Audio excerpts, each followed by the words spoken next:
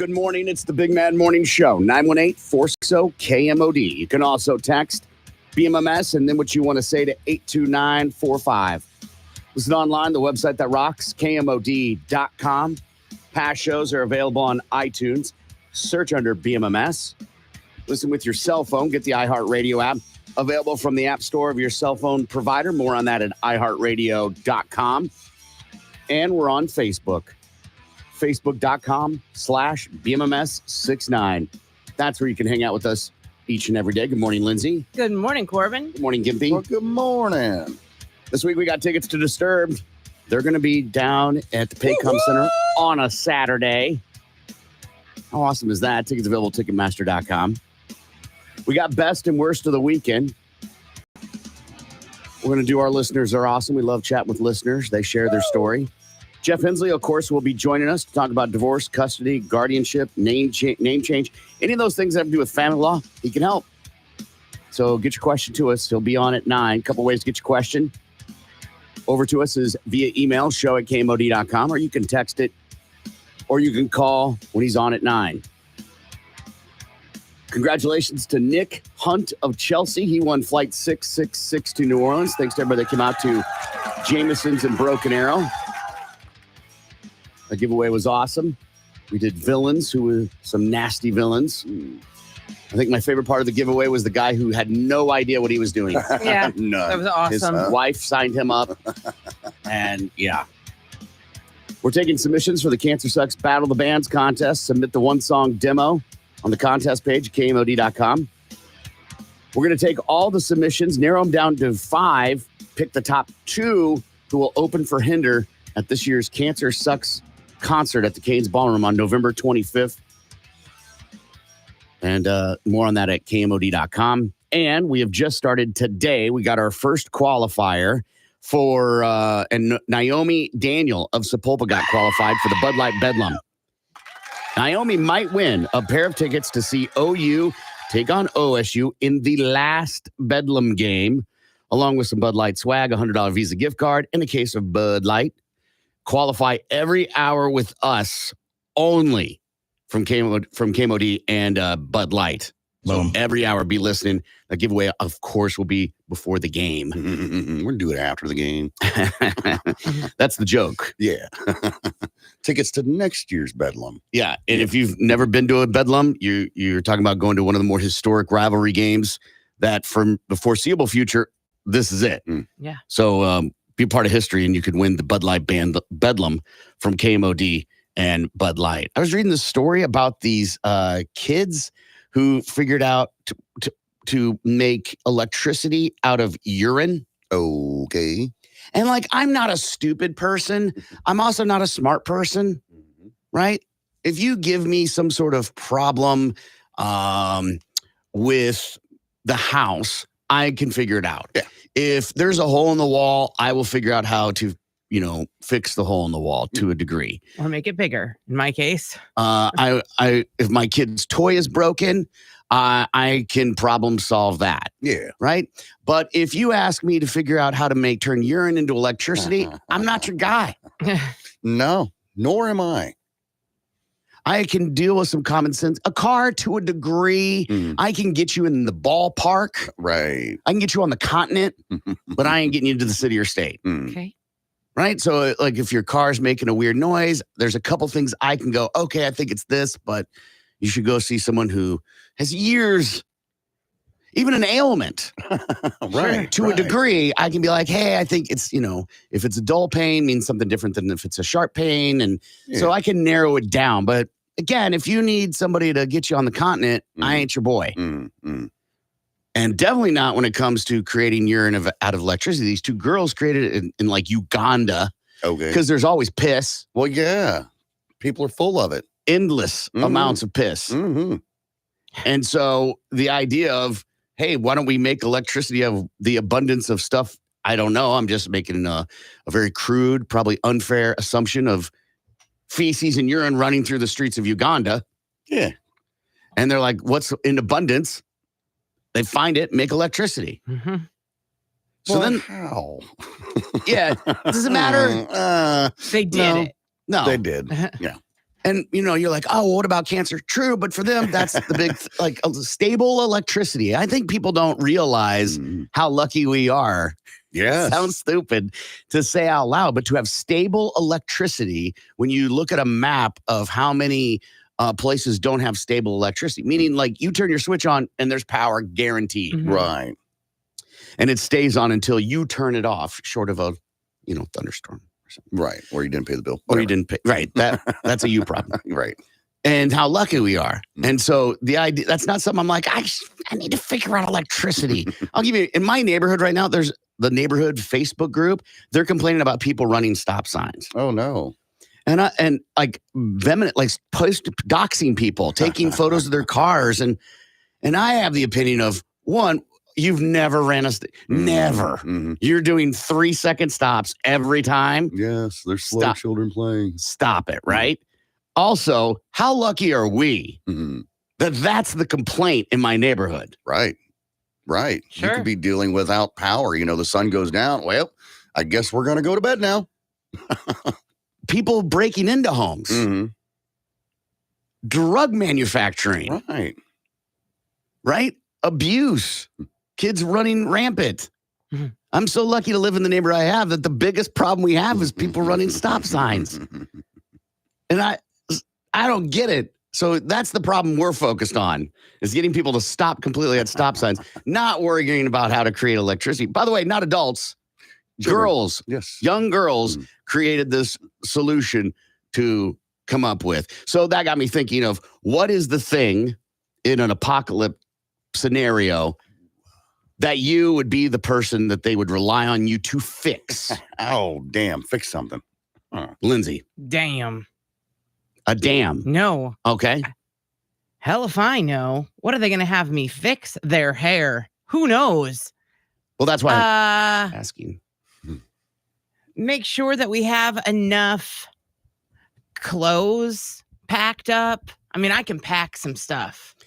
I don't know if packing is something that is high up on the we need scenario in an apocalyptic scenario. Right. Do we have the people protecting the area? Yes. Do we have someone collecting food? Yes. Do we have somebody caretaking the children? Yes. Do we have somebody packing clothes? Ooh, damn it. It's my favorite character on Walking Dead, by the way. It sure is. Anything that we need packed, I will pack. Mm-hmm. Anything. You need clothes, you need any supplies. I'll pack them. I am a really good packer. So there you go. The food, rely on me for that. That's about it. And rely on you food collecting, making. Sure, all of it. And I'll pack it all up. I'll be the supplies list person. Okay. Yeah. The organizer. Yeah. Supervisor, if you will. Handle that. Yeah. Okay. The one that doesn't do much, but Sure. still there if you need them. I think it's safe to say in an apocalyptic scenario, everybody's doing something. Ain't nobody sitting, unless you're old or sickly. Right. Or you're the leader of the commune. Yeah. Because it seems like all the leaders don't do much of anything. On The Walking Dead. You're you know. menacing. Yeah, I guess. Yeah. So you're doing something. Yeah. Yeah. What's your job? I'm menacing. I'm just an asshole. What would yours be, Gimpy? I fix stuff, man. Whether, cars, bikes, I consider myself pretty handy with some wrenches and some tools, so, I could re-roof a house if you need be, I could help build a fence. No problem with that.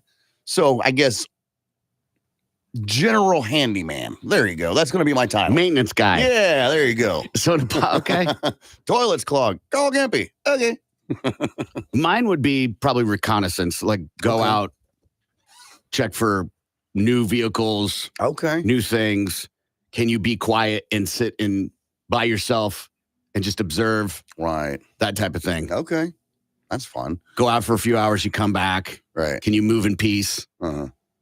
That type of thing.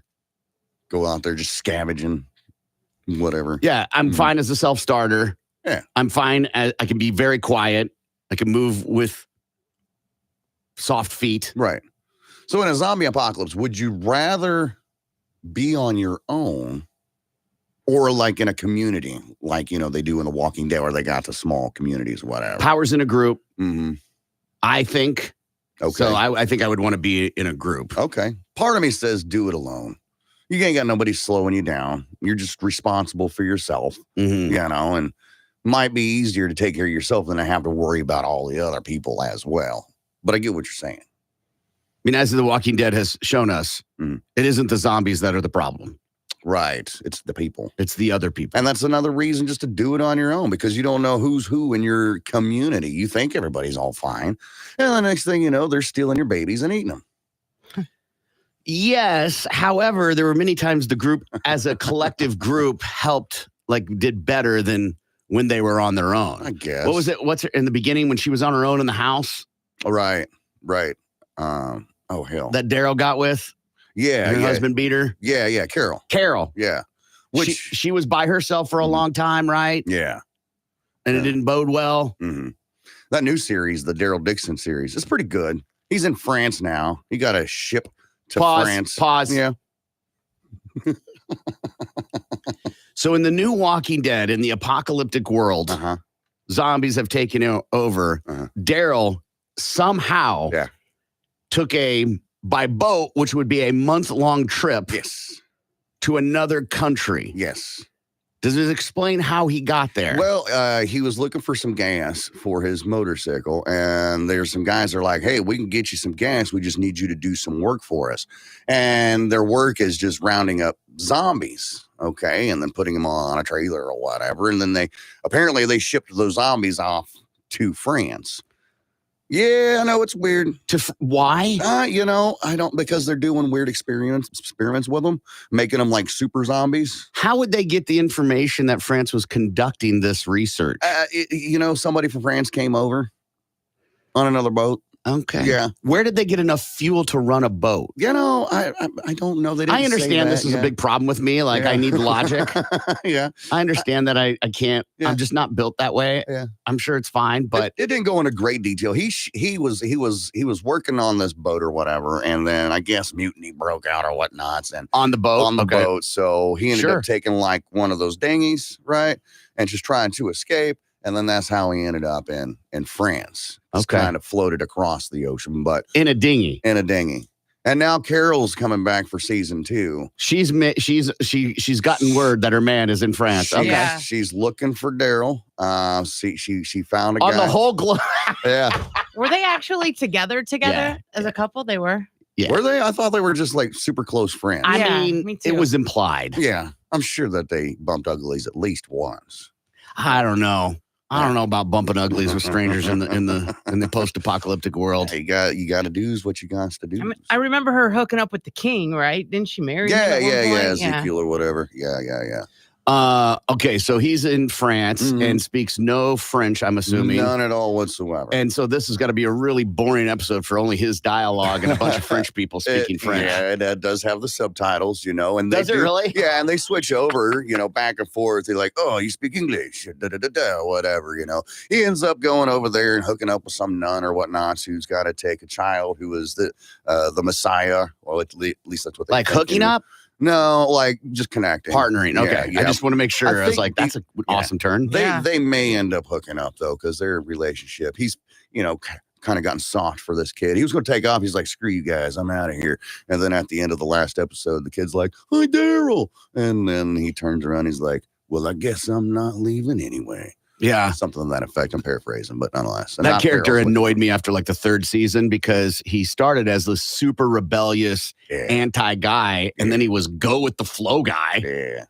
and then now he's in France. Well, he learned, man. He learned. He's like, I guess I need people. Like we're talking about. I can't do it on my own. I'm gonna need some people. Right. Yeah. Rick and Michonne's series is coming out soon as well.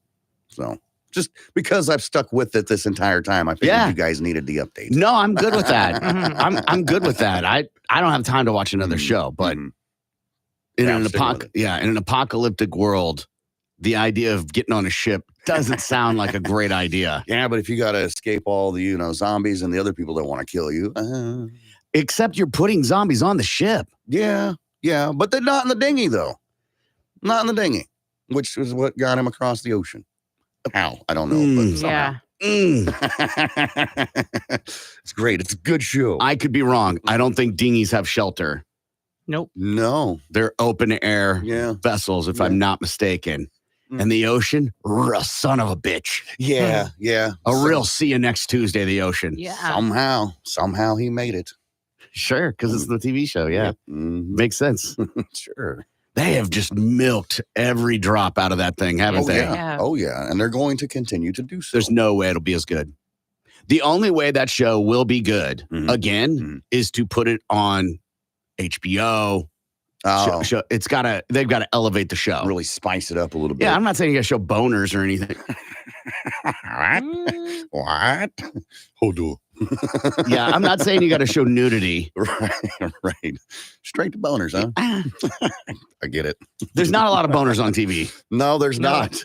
Not a lot of ragers just floating around the television. Nope.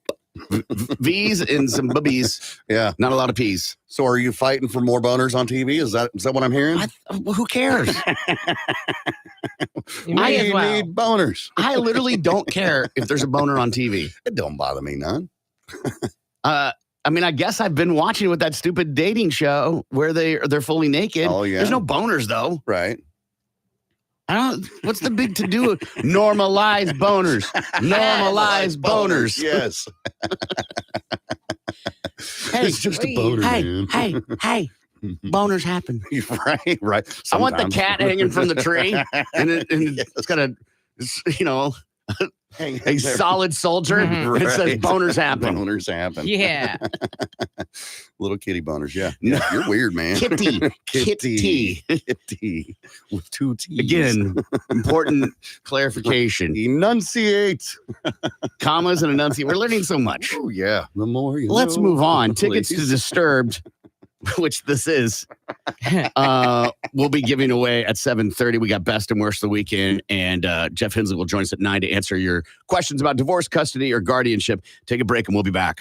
Tulsa's morning show continues next. Whatever, all the stupid stuff, and went and did the test. And when I did the test, they give you all these instructions, the thing, put it in there, don't flush, da da da. So I obviously have to pee like a crazy person. Mhm. And because I've been holding it, and I go to the bathroom just like, oh, thank God, fill the cup and no problem.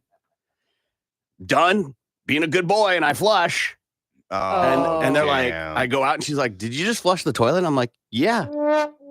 Cup's in the thing. We're good. And she's like, no, you can't flush. So 1 hour. See you again. See you in an hour.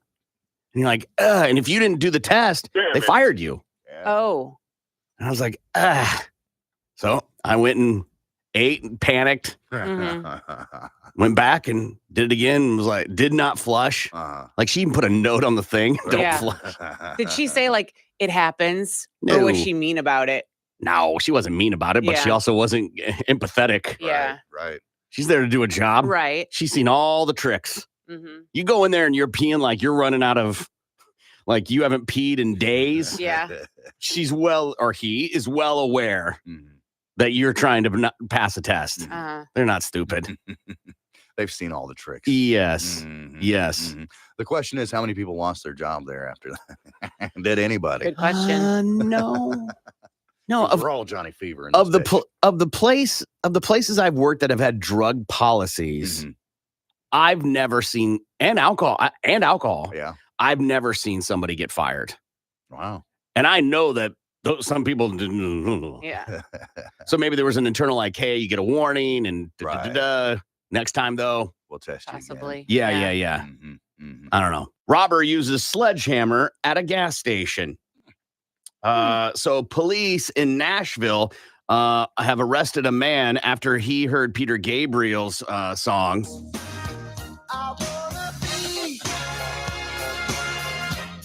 Good old Robbie Kelly heard that song, was like, that's a damn good idea. And he's charged with robbery. He was smashing the window of a gas station, climbed through a window to take cash and ciggies. He's in jail on $15,000 bond. Really just a reason to play Peter Gabriel. Absolutely. Ain't nothing wrong with that. That song right there, when I was DJing at Rumors, the second swingers club that I was at, that was the boss's favorite. And I swear I would hear it at least 4 times a night. And I'm like, can I please stop playing Peter Gabriel? Did he come over and be like, "Hey, man, Where's my song? play Sledgehammer. can- I can want to hear." You throw on some Sledgehammer for me? Sure thing, Bobby. Gotcha. Right. I always love when there's like a DJ who's wiki spinning. That is an art. It is. Yeah. DJing and picking songs in a selected format to try and get people to dance on the dance floor or to create a certain energy in a room Right. is 100% an art. Yeah. And then you got someone coming over going, "Hey man, will you play the Macarena?" And they're like, oh, because you don't want to say no, but you do. I'll see what I can do for you. Yeah. That's it. I'll see what I can do for you. And then they're like, well, here's a crispy Lincoln for you. And I'm like, ugh, all right, fine. I'll pay your Macarena for $5. $5 to have some. $5. That's that Listen. feels stupid to me. Well, it's better than what some of the people do. They would pay nothing or $1 to play. That feels Listen. $1 feels fair. Maybe, but we live on tips. God damn it. You made. Not necessarily, but Wait, it hold on, helped out Sonic tremendously. employee. What are you talking about? I got my wages, yes, but the tips were always good and always appreciated. Of course. So here's the thing. You said you made your living off tips, which implied you did Yeah, not make a salary. You did not make money. I mean, I did, but it helped add towards the living that I'm making these Of tips course. here. Like we should then get tips. Shouldn't we though? I love it. No, we can't leave a jar out front. The hobos will take it. What was the Nonetheless. biggest tip? His More name than he was can Tony. handle. He was about 6'7", 450 pounds. Biff. Massive. Biff, what is his name? Right. Tiny. Ew. I think the biggest tip giggity that I got was, I think it was like a $20 bill. Yeah, it was a $20 For one song? For one song. Ugh. Yeah, those drunk bitches, man. When they want to hear it, they'll pay for it. I'm like, What's the "All right." most you hauled in a night, tip wise? Tip wise is like $100.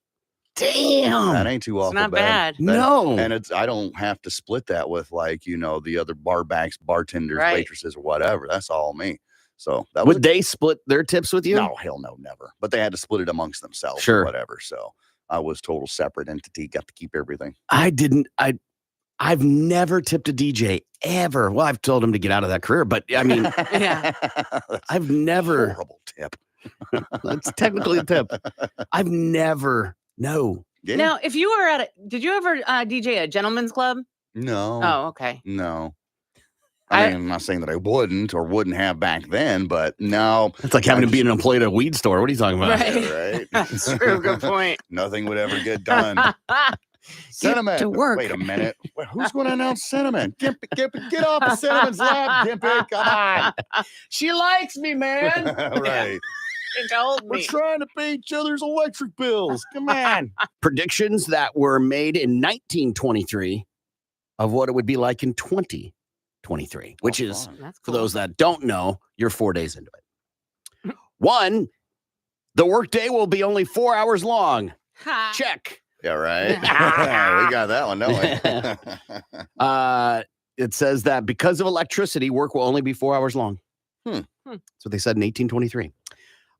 Women will blacken their teeth and shave their heads. Wow, man, there's some wrong. weirdos out there that would do that. No, You don't think? no, there's no one do. There may be two, It doesn't matter. but it's not a thing. Yeah. Yes. It's now predicted that by the year 2023, only a mere little stretch of century ahead, women will probably be shaving their heads and the men will be wearing curls. Those two things are true. Also, the maidens may pronounce it the height of style in personal pimping to blacken their teeth. That's interesting. Nope. They had it wrong. I mean, whiten their teeth, yes. Whiten, Yeah, right. Whiten yeah. their teeth, You're yeah. right. Radio, yes, hi, Mhm, will mhm. replace gasoline. What? Okay. An expert in airlines and airplanes gives, he predicts that by the year 2023, gasoline as a motive power will have been replaced by radio. Okay. And the skies will be filled with a myriad aft going over well-verified routes. So he's not wrong, by the way. This is actually happening and true. Mhm. The belief that we just didn't understand then how radio waves would affect airplanes. Right. Now we know that not to be a problem unless it's your cell phone. Turn it off. All people will be beautiful by 2023. I present at least 2 cases, Your Honor. Be nice to Lindsay. Life expectancy will be 100 years. What? People are dying earlier and earlier, man. No, No. Cut that in half. no. Life expectancy will be 300 years. Oh, my Jesus. gosh. People will wear kidney cozies. A kidney What cozy. the hell? Yes, kidney cozies will be worn to protect the kidneys on chilly days, just the same as a teapot in the north is kept warm by a tea cozy. Okay. Do your kidneys get colder than the rest of your body? No, but again, when they were doing medicine, Mad Morning Show, 918-460-KMOD. You can also text BMMS and then what you want to say to 82945. News quickies are stories you may have missed on the news. We cover them here and put a link on our Facebook page if you want more. That's not right. It's premature. Sorry. Uh-huh. Just got ahead of myself a little bit. There it is. All right, let's get started. News quickies. It's time for News Quickies, world news, local news, and news that just makes you say, what the Now here's Corbin, Gimpy, and Lindsay with what's going on. News Quickies from the Big 9 Morning Show at 97.5 KMOD. Man smashes head through window, flops out like a dolphin in wild police chase. What? And it's all caught on video. This happened down in Florida. Police had been hunting down 24-year-old Tyler Solo for several miles since catching him driving erratically upon leaving a gas station in a city roughly 80 miles northwest of Orlando. The body cam footage shows the allegedly intoxicated driver swerving in and out of his lane, including onto the opposite side of the roadway and through large swaths of greenery. At one point, the runaway driver almost struck 2 individuals who were parked at a trailhead. The driver allegedly plowed right through. At times, Solo top speeds of 100 miles an hour as he fled. In separate attempts to stop him, officers conducted a pit maneuver and laid down stop sticks, but the fugitive continued speeding with 4 flat tires and his rear bumper dragging along the road. 4:55 in the video, Gimpy. 4 minutes Okay. and 55-second mark Okay. is the dolphin moment. Got it. Eventually, his vehicle was disabled when he smashed through a residential fence that was laid into concrete. This is where Tyler used his head, but not how he should. He head-butted the passenger side window and came flying out like a dolphin. Then, in Tyler fashion, he stopped using his head once again and thought running from a canine was a great idea. The canine Jet can be seen in the video chomping on his upper legs as officers race to catch up to the dog.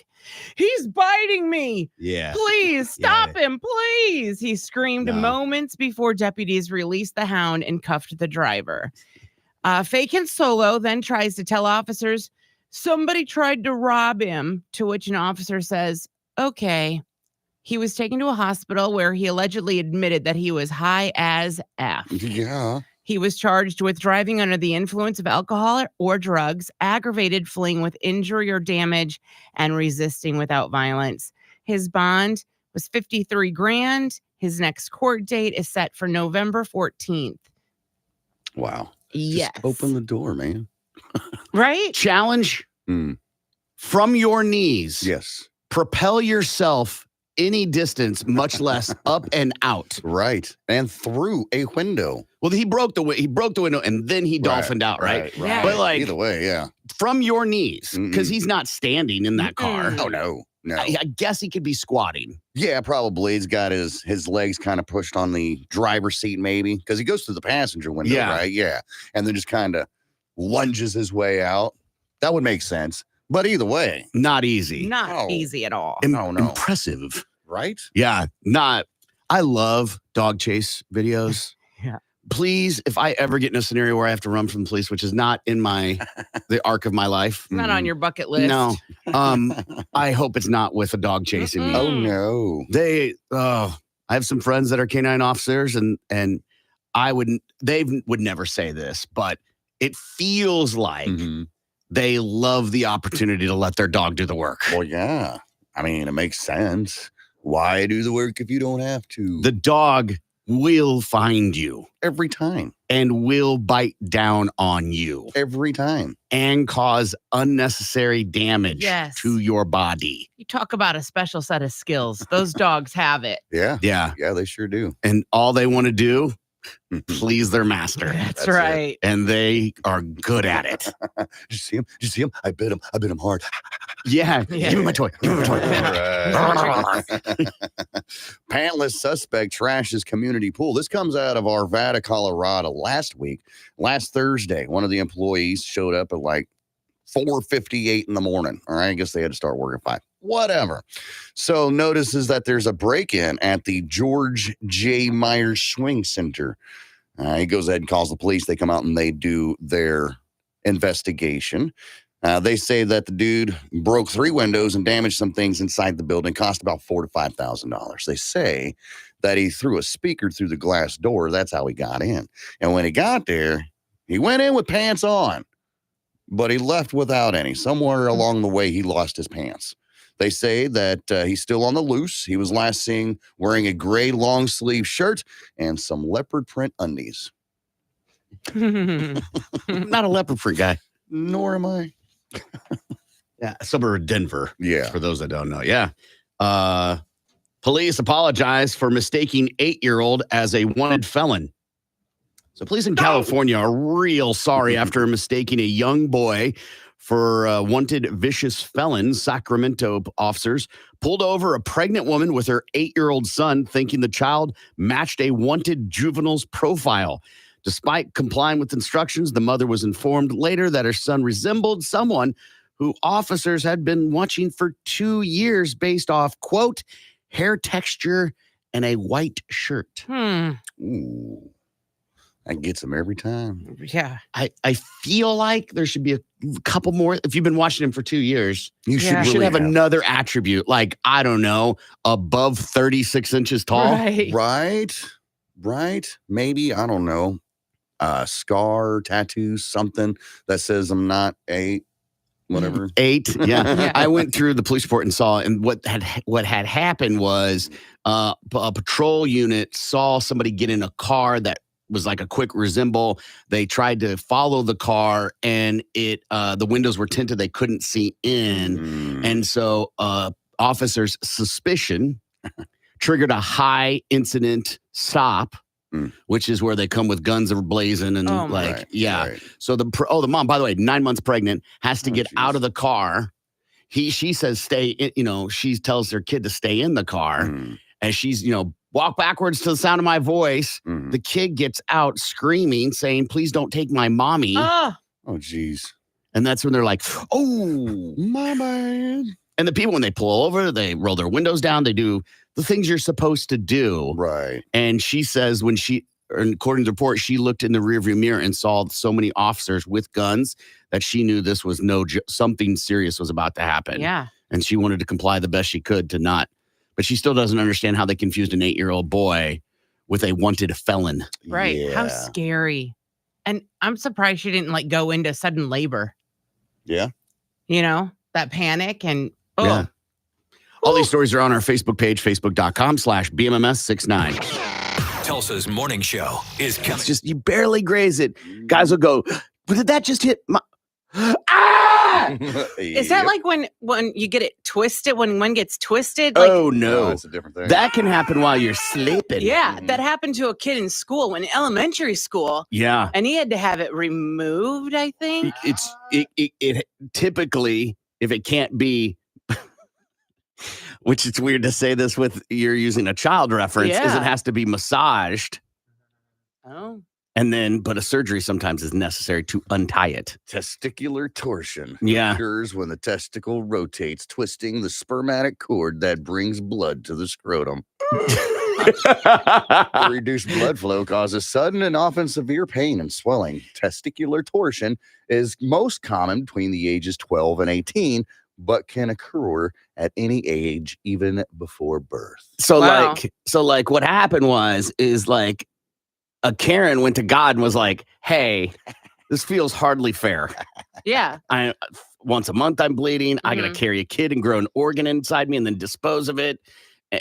Can we even this out? And he's like, I could tie his balls in a knot for a 6-year period. Right. Like you gotta Maybe. give him something to worry about. Please. I'm good. I'm good on all that. Do you know anybody that's ever gotten that Gimpy? I do. My nephew, as a matter of fact, came out that way and had to have surgery to get it fixed. Oh, out of the womb. Yeah. So they had to do surgery on a baby. On a baby. They had to go On a cut baby's his little balls. baby balls open. Yeah. Listen, they were already doing the top part, so right. Yeah. At Might least as well. he'll never remember it. Maybe. Yeah. You know? Maybe deep seated down in there somewhere. Maybe some hypnotherapy can bring it back. I don't know. But yeah. I mean, bizarre. I hear you, Mm, but psychologically, they say those type of things live with you. right. That you may not remember it, Mhm. but your brain does. Yeah. It's stored in the memory bank somewhere deep Yeah. down inside. Yeah. Much like they were like, nah, C-sections are fine. It doesn't affect the baby at all. Mm. That explains what we're Nah, listening to. it doesn't. It How? absolutely does. How? They don't get the gut flora. Mm. You know that white They don't- cheese Yeah. that's They covered don't over get baby. the bacteria from your vagina. Right. Vag back. They don't. I get that. They don't. And so those babies tend to have more digestive problems. Interesting. Go down the rabbit hole. Nobody does more C-sections on the planet than America. Mhm. We're in a hurry. Turn and burn, man. Turn and Mhm. burn. I can't be inconvenienced. I Ah, got golf. Right. Tea time at 4:00. Let's get that baby out of here. Co-pilot was visibly upset before leaving plane in midair. So this comes out of North Carolina, where there's these two dudes, a pilot and his co-pilot, a 23-year-old dude by the name of Charles Crooks. So these guys were running a skydiving operation, and they're in the plane, and they'd already dropped off and picked up 2 sets of people, and they're on their way to pick up the third one. Well, the co-pilot is actually the one that's operating the plane he at this point in time. So the co-pilot comes in for a landing, and it was a hard landing. Kaboom! Ended up breaking the landing gear. Yeah, I remember the story. Okay, happened in late July. So the pilot takes the controls, tries to get it back up in the air, back up to 400 feet. Meanwhile, while the pilot is trying to get things under control, he tells old Chuck here, hey, why don't you get on the horn with air traffic control? Let them know, hey, we need to divert an emergency landing.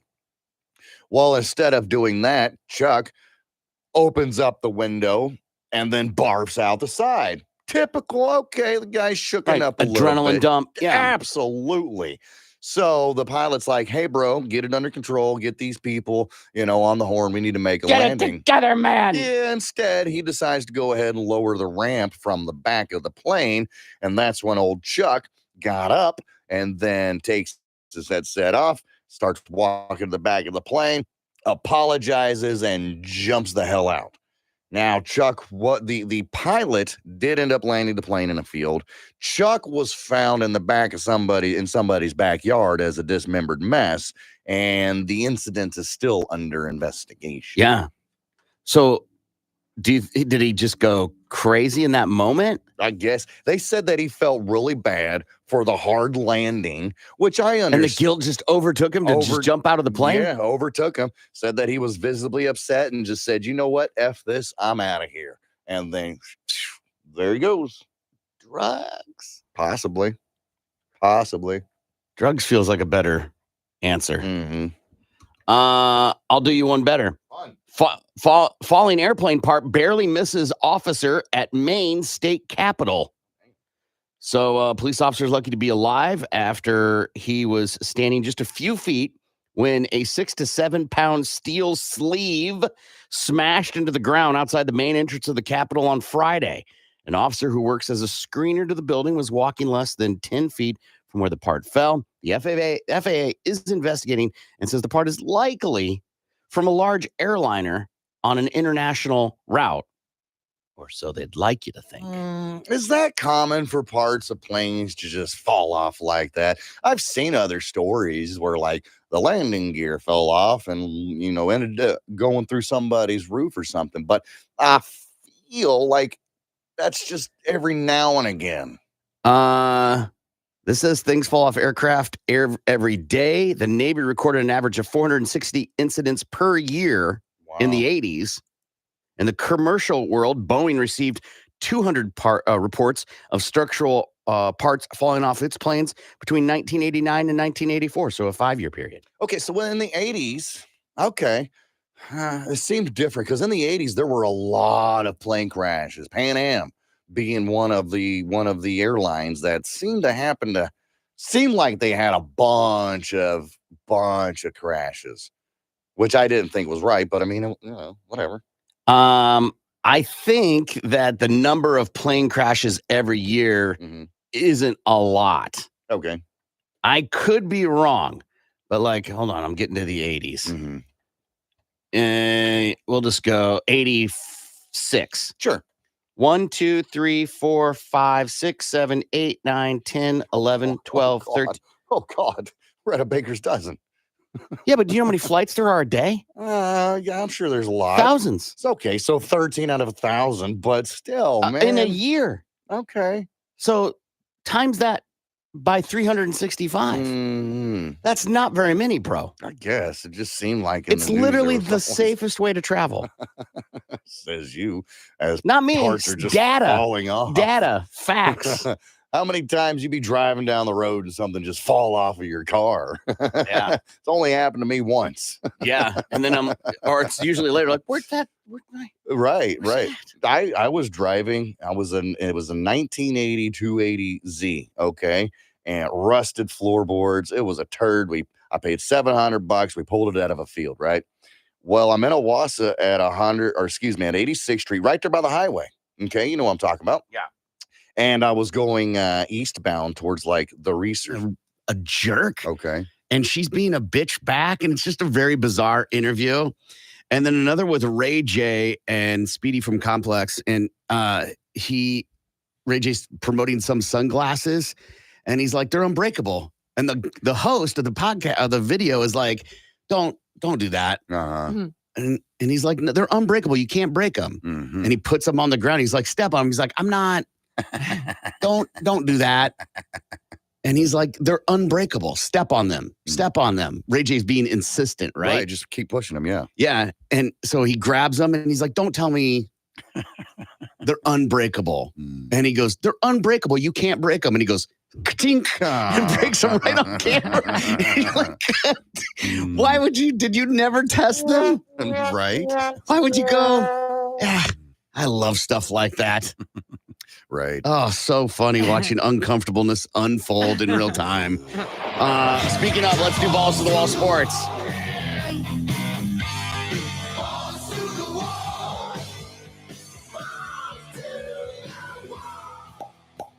Jalen Hurts threw for 279 yards and 2 touchdowns as the Eagles defeated the Dolphins 31-17 on Sunday Night Football to cap off a full slate of NFL Sunday action. Hurts found A.J. Brown for a go-ahead 14-yard touchdown pass as Philly improved to 6-1. So the question is Miami not good? Right. When they face a challenging foe, are they not good? Everybody has their off days, man. Yeah, that's true. I think they're still good. I don't disagree. But when you take on an opponent, a previous Super Bowl contender, right, and a team that's supposed to have a great defense and a great offense, and you can't get it done, yeah, then it's a question of your validity to be a contender at that point. Right. I thought that was going to be the most exciting game of the weekend for sure. I'm surprised that it wasn't a closer score. Nope. Yeah. It wasn't. The Bills game might have been the most exciting game of the weekend, for sure. Undrafted rookie quarterback Tyson Bagent led the Bears to a 30-12 win over the Vegas Raiders at Soldier Field. Tyson completed 21 of 29 passes for 162 yards and a touchdown in his first NFL start. Chicago running back Deonta Foreman ran all over the Vegas defense for 89 yards and a pair of touchdowns, while also nabbing 3 catches for 31 yards and another score.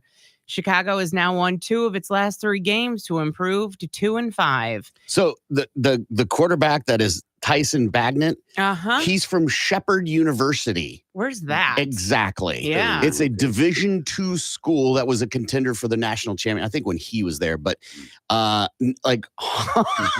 mean, the school was 3,000 students, not a big school. Yeah. Right? In terms of university, a public school in West Virginia. And here he is now starting for the Bears. It would by the way, what abysmal game. Yeah, right. Yeah. 2 teams that, oof. Yeah.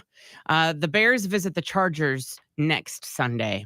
Talking about points, by the way, because since you mentioned the Bears, and that was one of the games, obviously we can't do the 49ers because that was That's tonight. That's tonight. But the Bears game, Gimpy was the only one that picked the Raiders, so Lindsay and I got points on that one. Yeah. Hooray, yep. The Buccaneers gave up a game-winning 51-yard field goal as time expired as they fell to the Falcons 16-13 in Tampa. Baker Mayfield finished 27 of 42 for 275 yards, 1 touchdown, and an interception for the Bucs, who slipped to 3-3 on the year. The Bucs visit Buffalo on Thursday Night Football this week. The Chiefs earned a 6th straight win after beating the Los Angeles Chargers 31-17 in Kansas City. And we had points on them too. I think all 3 of us. Sure. Right? Okay. Yeah, we all 3 picked the Chiefs doing that. Nice. I mean, they do almost 500 yards of offense. Right. And you can't throw interceptions when another team's doing 500 yards of offense. In other Week 7 action, the New England Patriots stunned the Buffalo Bills 29-25 to give head coach Bill Belichick his 300th career regular season win. And the Steelers maintained their position in the AFC North following a 24-17 victory over the Rams in Los Angeles. Kenny Pickett completed 17 of 25 passes for 230 yards, while Najee Harris and Jalen Warren each found pay dirt on the ground. George Pickens corralled 5 passes for 107 receiving yards, and TJ Watt picked off Matthew Stafford. Pittsburgh improved to 4-2 and is tied with the Browns for 2nd in the division. The team hosts the Jaguars next Sunday. The Ravens also made a statement with a 38-6 thrashing of the Lions in Baltimore. Week 7 wraps up with the Minnesota Vikings hosting the San Francisco 49ers on Monday Night Football. And that is your Balls to the Wall Sports. I'm Lindsay on 97.5 KMOD. Balls to the Wall Sports is powered by Miller Lite, the original light beer. Great taste, 96 calories. Oh, Corbin! Corbin, yes. That is a dispensary. That is correct. You sound like you've been there before. To me, the name was just so obvious. There's no way you're going to call an actual spa that. Right, the health center. Supreme Heights, Day Spa Corbin. Dispensary. Corbin. That is a dispensary. Corbin would be correct. All right, so we're looking at 8-5, Lindsay. Okay. All right, we're down in the home stretch of this thing. All right, the Enchanted Cottage Day Corbin. Spa Dispensary. Corbin. That is a dispensary. Corbin is incorrect. That is a day spa. Why are people calling here asking if we have weed? Got any specials on an ounce, man? It's called Enchanted. Wildflower Day Spa Corbin. or Dispensary. Corbin. That is a dispensary. That is incorrect, Corbin. Wildflower is a day spa. All right, Clover Patch Tulsa, Day Spa or Lindsay. Dispensary. Lindsay. Dispensary. Lindsay would be correct. What's the score? 6-8, Corbin's Okay. lead. All right, the Merry Mind, Day Spa or Lindsay. Dispensary. Lindsay. Spa? Lindsay. The Merry Mind is a dispensary. All right, the Relax Station, Day Spa Corbin. or Dispensary. Corbin. That is a spa. That is correct. Corbin is up 9-6. Path to Wellness, Day Spa or Dispensary. Lindsay. Lindsay. Dispensary. Lindsay, Path to Wellness is a Oh, day I'm spa. sorry. I thought you said packed. Oh, yeah. Was that the wellness. problem? No, I thought you said packed. Sure, yes. Let me enunciate a little bit more, shall we? All right, let's see here. Heirloom, day spa or dispensary? Heirloom, day spa or dispensary? Corbin. That's a dispensary. Corbin, Heirloom is a day spa. Mm. You're still in the lead 9-6. He's okay. Tulsa Garden, day spa or dispensary? Lindsay. Lindsay. Day Spa. spa or dispensary. The Tulsa Garden is a day spa. Good job, Lindsay. Score. We're looking at 9-7, Corbin's lead. Bella Roma Medical, day spa or dispensary? Corbin. Dispensary. Corbin, Bella Roma Medical is a day spa. Stonebrook, day spa or dispensary? Lindsay. Lindsay. Spa. Yes, you are correct, Lindsay. We are now 9-8, neck and neck. Who is going to win, day spa or dispensary, and walk away with a big, big prize? Stone Age Meds, day spa Corbin. or dispensary? Corbin. That is a spa. Corbin. The Stone Age Meds is a dispensary. Uptown Wellness, day spa or dispensary? Corbin. Corbin. That is a spa. Corbin. Uptown Wellness is a dispensary. Really? We only got 2 left here. Okay. All right. So we got a chance to tie it and a breaker if we can do this. All right. Pura, day spa or Corbin. dispensary? Corbin. Dispensary. Corbin is correct. Pura is a dispensary, puts him with the win 10-8. I'll go ahead and give you the last one, see if you can guess it. Stonebrook, day spa or dispensary? Lindsay. Lindsay. Spa. Lindsay would have been correct, which wouldn't matter because it's 10-9. Corbin is the big winner. Congratulations, Corbin. What'd I get? You want to know what you got? Yeah. My friend, I tell you, you have won my leftover potatoes.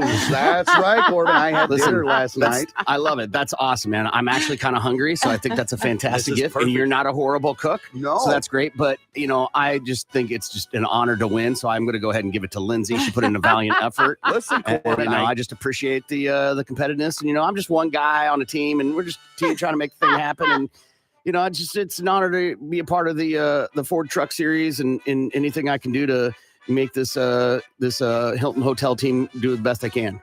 Well, Corbin, I'm glad that you accepted and decided to give your prize of potatoes to the loser of the game, but that's not all that you're going to win. All right. So not only do you get my leftover dinner from last night, my potatoes and a little bit of steak with some cheese on top, I'm also going to hook you up with a 6-pack of Twisted Tea. Set right up front because nobody wants this. So Yeah. I grabbed a pack and you get to take it home with Again, you put Twisted zero Tea. effort into the prize. Yeah. Again, I'm just real grateful that this Hilton Honors team did the best they could and make sure part of the Ford Truck Series continues. So I'd like to give it to my second place. His second isn't winning. So All right. Twisted Tea is a great beer fridge for guests. Right. item. Well, congratulations, Lindsay. You got yourself some old mushed potatoes and some warm Twisted Tea for losing on Day Spa or Dispensary. Drunk Florida man kicked out of bar, returns and attacks bar owner with belt. This happened last weekend in West Palm Beach. A 37-year-old man kicked out of the bar for being too intoxicated, but quickly returned wielding a firearm, according to an affidavit. Fabio Lano Sanchez, arrested by Palm Beach Sheriff's Office. According to records, he was released on last Wednesday with $60,000 bond amount. He arrived to the area on July 23rd around 2 a.m. The owner of the bar said that he shows up. He was a little drunk. Then he got too drunk and he started harassing customers. So they asked the man to leave. He left to his car, but came back with a firearm. He pointed it directly at the bar owner and said, "I will shoot you." And then he threatened to shoot the bar's security. Well, then Sanchez decided, I'm going to just take off my belt, and started swinging it at the bar owner. He hit him multiple times. A security guard began fighting with the suspect, And the bar owner began fearing for his life. He told deputies that's when he called 911. And they showed up, arrested him, said he was going to kill everybody. The owner had an injury on his finger from the belt. The guy himself did not have any injuries. The suspect had some scrapes and bruises on his face in his mugshot, though. That's a very underrated weapon. Absolutely, A belt is, you know? Okay. Yeah. I mean, you could do some damage with Yeah. a belt. Trust me, I know. But to use it in like a street fight is not something you see every day. You hear about guns, knives, crowbars, baseball bats. I appreciate this guy for whipping out his belt. Yeah, if you're good, like that whole towel whip, that people, Yeah. if you can do that with a belt, You could whip the S out of Yeah, somebody. And you don't even have especially to if it's towel leather. whip them with it. You could whip them like a slave. uh-huh. Crap. You know, right across the face. That's going to Get the hurt. buckle. Oh, yeah. Well, the buckle's good for handle. Oh, that's true. I guess I think of the scene from Indiana Jones Mm-hmm. Okay. when Jones is in the street and the guy has the sword and he goes, He's all over here. and he just pulls out his gun and shoots him. Right. So Well, everybody knows you don't bring a belt to a gunfight. However, apparently you do. the owner didn't have a gun. One of them had a gun, right? Yeah, he the did, bad yeah. guy had a gun, but he Yeah. decided not to use the gun. I'm going to go a little bit lighter. I'm going to take my belt off and whoop him like a step kid. Quote unquote Christian woman arrested at a splash park. This happens in Ohio, where cops were called out to the Cedar Point Shores Water Park there in Sandusky. All right. They say that a woman that describes herself as a Christian and a grandmother was arrested because witnesses told her that she called a child a brat, a fat ass, and then pushed him off a floating toy. I mean, brat, Right. fat ass. And then pushes his tubby ass off the floating toy. Get out of here, fatso. Damn. So they show up to this water park because this elderly woman, she's 67, and she's picking on this kid. They talked to the mother. Her name's Jennifer. She told them what was going on. And she fingered the 67-year-old woman. She's over Ooh. there. The cops go over there and they talk to her. They're like, what's your name? And she says, I am Jennifer Lee Miller. And then she gives them an address, a date of birth, phone number, all the information they're looking for. And she admitted to calling the kid a brat, but she denied swearing at the child and says that she never touched him at all. She says that she's a good Christian woman and a grandmother and would never do such a thing. Anyhow, other witnesses contradicted what Jennifer had to say. And that's when the cops are like, listen, Miss Miller, if we have to come out here again, we're going to arrest you for disorderly conduct. And that's when Jennifer's like, okay, fine, whatever. So the cop leaves. And then I guess something clicked in the cop's brain like, something didn't seem right about this whole situation. So he goes back to the water park. And I guess Jennifer, Ms. Miller, the 67-year-old lady that called the boy a fat ass and a brat and pushed him off the float, she gave him a fake name, a fake address, and a fake phone number. Christianity. Right. Mhm. That just went to busy. I guess the cop tried to call the phone number and it's all ding, ding, ding, ding. Sorry, you're busy. Anyhow, so they go back and talk to her about it. And she said that she didn't have an ID and that she felt she was being harassed by the police. She eventually admitted her name was Janet Nail, and they took her in for obstruction. I love when The bands contest going on. So if you got a band, get them together, get your one song demo submitted at KMOD.com right there on the contest page. And you could be one of the lucky two to open up for Hinder at this year's Cancer Sucks concert. qualifying people for our new contest. We're doing the Bud Light Bedlam. Someone's going to go see OU and OSU play in the last Bedlam game. We're going to give you swag, a Visa gift card, a case of Bud Light. Qualify every hour with the Big Mad Morning Show only. And Derek Swift of Owasso just heard the cue. So every hour with us, another chance coming up very soon to get qualified for Bud Light Bedlam from Bud Light and 97.5 KMOUD. All right, best and worst of the weekend. What's the best thing that happened this weekend and the worst thing that happened this weekend? Lindsay, what's the best and what's the worst? The best, on Saturday, we took the entire football team to Coweta, to the haunted plantation. They had a haunted hayride, and it was awesome. We adults assume we're going to be scared, but we are so entertained by the fact that the kids get so scared. There's one scene on this hayride where the monsters, if you will, come out with chainsaws and scare the daylights out of these kids. And they jump from one side of the hayride all the way to the other. They were so frightened, screaming. And I about wet myself in laughing so hard. They have one of the actors is dressed as Michael Myers, and it is the best. You go to these haunted attractions and there's always a Michael Myers, right? Usually. Yeah. This was the best Michael Myers I have ever seen. So realistic, so ginormous, just so scary looking. I would not want to be in a dark alley and seeing this person. What Like, what he made was him so- above the others? His size, definitely. He was so realistic looking, like straight out of the movie, just ginormous. Played it just the role perfectly. And they had changed it up a little bit, new scenes, because we had gone to the hayride last year and the year before. And they had incorporated some older movies, older scary movies. Like there was a new scene with Freddy Krueger. Like it was awesome.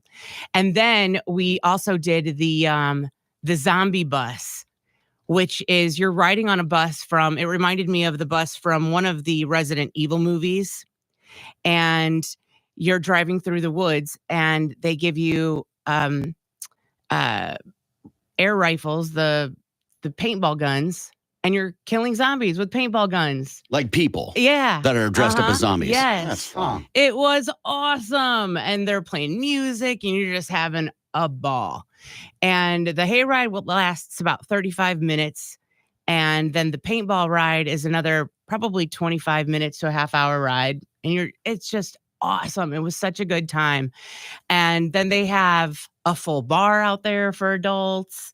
They've got food. I mean, it was just so cool. And for like Kevin doesn't do the hayride because of his AFib. He's afraid that it's going to set it off. So he sits back at one of the fire pits, and they had Ghostbusters playing on a big screen TV out there. It was just awesome. Yeah, it was a great night. The kids had a blast, and they had won their game that night, which put them in the playoffs. So it was just the perfect Saturday. I was thinking, as you said, they had Freddy and stuff in there.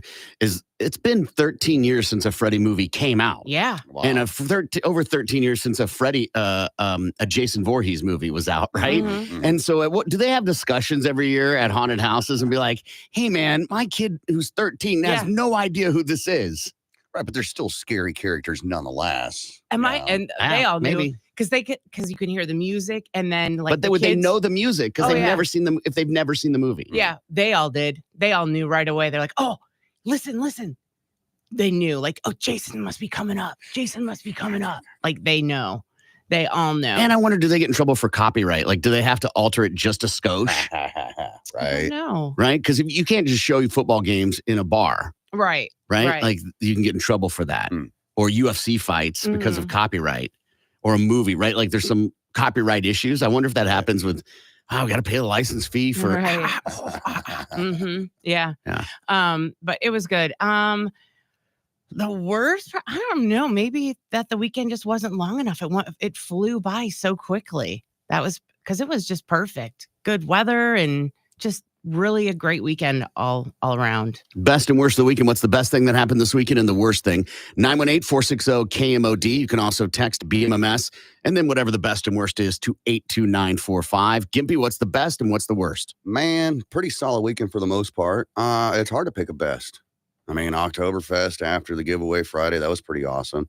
I guess the best would be I got third place in the costume contest at the town pump Saturday. Okay. Boom. So Good for off you. air, for those who don't Yeah. know, there was a healthy debate on what Gimpy should be Yeah. for, because Lindsay and I weren't going to be a part of anything like that. So we wanted to give our input on what he should go as. Yeah. Tell everybody what yours was, Lindsay. I thought he should go as a one-night stand. Get a box, paint some drawers on the front of it, and put a lampshade on your head. A one-night stand. Yeah. Sure. Yeah. I think first one I had was the porta potty guy. Yeah. Which Yeah. is a good idea. A box, but you're in the porta potty. And then we talked about doing a box with a gigantic dildo in it. All And right. anybody that was keen to open the box Surprise. got to see. So what did you pick? I went with the plague doctor costume. Went out and bought one, spent some cash and went out and bought one, and turned out to be all right. I had a few things, accessories out the house that I threw in with it, a wooden cross around my neck, whatnots, and some black gloves to really sell it or whatever, and yeah, but out of everybody there, because there's a lot of people that dressed up. Now, I came in third place. I don't know if it's just popularity or they really thought it was good, but third place won me $10 off my tab. Yeah, that's cool. I think it was great. Woo! Yeah. I said, No wonder you're bragging. I'm Right. going to save this for later when I'm really broke. So What did first place get? I think it's $50 Off their tab? Yeah. And then second place, probably like $25. Something. What do you think made your did you see costumes that should have won over yours? Oh, absolutely, 100%. Like, second place did, but there were a couple of other ones that were like, all right, mine you could tell was bought from a store. You could tell these people put some hard work into it, And I was like, but it was all based on applause, from Sure. the crowd or whatever. Sure. So- What was first place? What were they? Beetlejuice. My friend Chip. He's a bigger dude, biker guy, hairy beard, whatnots, and painted his face white, has this wig all puffed out, and Yeah. Beetlejuice costume, and he got first place. Some people will do face paint like in a Beetlejuice example, Mhm. and they're just not good. Yeah. Right. But it's close. Yeah. How was his? He's pulled it off. It was solid. I can send you a picture or whatever, but yeah, I guess he had some gal paint his face for him. So Nice. That might be why. What was second place? Second place was sexy Officer Taylor and her convicts. She had about 4 dudes, all dressed up in the orange, jumpsuits and whatnots, and she, short booty shorts and Right, sexy. boots. sexy hanging outfit. out. Mhm. Yeah. Good for her. Cheap thrills. Absolutely. Who should have won? What was one you saw? You're like, how did this one not win? I think Taylor probably should have, her and her convicts should have gotten, because it was well put together and she looked really good. I mean, no offense towards Chip and his Beetlejuice or anything. Not but sexy. No, I don't want to see his boobs. All right. So what's the worst part of the weekend? Worst part of the weekend is actually a result of something that happened last week. I didn't say anything because I don't want anybody worrying or whatever, but last week I was cruising down Memorial and traffic come to a screeching halt. I was on my motorcycle. Guy in front of me locked up his brakes. I locked up mine and rear-ended him, right? Everything's on which fine. bike? Ruby, yeah. The Harley or whatever. So smashed up the front fender, and there's some scratches or whatever. So a little bit of damage. Not a big deal. Got full coverage insurance. Take it to bottoms up out in Collinsville. They'll get me taken care of, right? Lead insurance. But the worst part of it is everything's fine for like days. Everything's good. And then I think it was Saturday, like out of nowhere, lower back just stiff as all can be. And it has been that way for, all day yesterday. And here we are today. So it sucks. Everything's fine. Like I said, I didn't want anybody to worry about me, but it's hurting. It's hurting me now. And so how much damage do you think was done to your bike? Dollar-wise, it's going to be a couple $1,000s for sure. Could you drive it away? Yeah. I mean, Ride it away? Yeah. I rode it away. We it was just past Route 66 Harley Davidson there. Guy in front of him slammed on their brakes. He slammed on, and it was just a chain reaction. Boom, boom, boom, boom, boom. So I was like, hey, let's get this stuff out of the road. Let's get over here and we'll exchange information. And we did. The fender was smashed in. It was rubbing the tires. So I had to bend it back up in order to be able to take off with it and ride it or whatever. But nonetheless, like I said, file the claim, everything good. We'll get them taken care of. How fast were you going? 25, maybe 30 at the most. It wasn't that fast. It was 5 o'clock traffic on Memorial. So it's not like I was hauling ass doing 50, 60, not highway speeds or anything. It was just donk. And did you end up just having to lay the bike down and you could hop off it in time? That was such a fun ride, because, hit the front brake, hit the back brake slides, locks up. Yeah. That ass end comes around and then I just dunk right in. It was a Ram pickup truck, right? So it hit his bump or whatever. And then I fly up and then we fall over. And I didn't get pinned underneath or anything. I just got up, dust myself off. Guy in front of me that I hit gets out. The guy behind me, that's seen everything, gets out. I was like, guys, just help me pick this thing up. And they did. They helped me pick it up and then took care of business from there. You should have been like, my arm! Right. Well, what have you done? Best and worst of the weekend. What's the best thing that happened this weekend and the worst thing that happened this weekend? Best part of the weekend, we went to Oklahoma City to see some friends and just did a chillaxing weekend at their house and grilled out and had some beverages and sat and let the kids play because they have kids the same age as mine. And so that was awesome. Worst part of the weekend was on the way down. I took a rock to the windshield and put a big star in my windshield. Dang it. And no. well, those European vehicles, they use a lighter windshield to try and compensate. And they're not cheap. So Yeah. about $1,200 for a windshield. So did it spider all the way across? No, or right now it started about a nickel and it's already up to like a quarter. Get you a piece of gum, chew it up and stick it on there. It'll stop it from spreading any further. Anytime that happens, anytime you get a rock and it chips, and cracks your windshield like that, gum, slap it on. But then I have gum. That is true, but you also won't have a giant crack all the way across you because that thing's just going to get bigger and bigger. Sure. The longer until you replace it or whatever. So just trying to help. I'd never heard that before. Me either. I've heard it for dams, Right. or dikes. Usually you just stick your finger in those. And so I looked at maybe just do the spot, where they shoot the stuff into it. It's like $400. Yeah. I'm like, Not cheap at all. I just replace the windshield. Yeah. I'm going to save up to do that. Let's just go full in. Might as well. Best and worst of the weekend, 918-460-KMOD. You can also text BMMS and whatever that is to 82945. Rebecca is on for best and worst. Let's see. Good morning, Rebecca. What's the best and what's the worst of the weekend? Good morning. So the best is I won Oktoberfest tickets from you guys. Yeah. And I won like Thursday through Sunday tickets. So me and my husband went out and had a great time. We love Oktoberfest. And then the worst is our liver. We are recovering from Thursday through Sunday. So So did you go twice, once? What day did you go? No, we went. So whatever tickets I won was Thursday, Friday, Saturday, Sunday. So we went every day. Wow. Good on you. Yeah, I know. It was great. I mean, we didn't go Sunday, but we went Thursday through Saturday. So Yeah, that's awesome. And it was VIP tickets that we won. Okay, so not everybody's got to experience this, but VIP at Oktoberfest, tell everybody how awesome it is. It's pretty great. I mean, you go in and you get a wristband and you get 2 drinks free and then your food free. Did you get your big old tipsy sausage while he's back here? Pretty much, yep. Yeah, and it's like a place away where you can kind of take a break from everything. It's an awesome Yes. setup. Yes, and we didn't even know till the last day that there were VIP bathrooms. Oh, yeah. Oh, yeah. Yeah, we didn't know. And so my husband was like, I have to go. I was like, I think there's bathrooms here. They're so nice and they're clean and they smell good. And it reminds, I was like, that's great. We could have just waited. Well, it's But, so great that you got to enjoy it, and I'm glad you guys got to really use it. Sometimes we give those away and people go one day, but you went all 3 days, so that's great news. yeah, it was great. We had a blast. Awesome. Thanks so much for calling. Have a great week. Yeah, you too. All right. See you later. Best and worst of the weekend.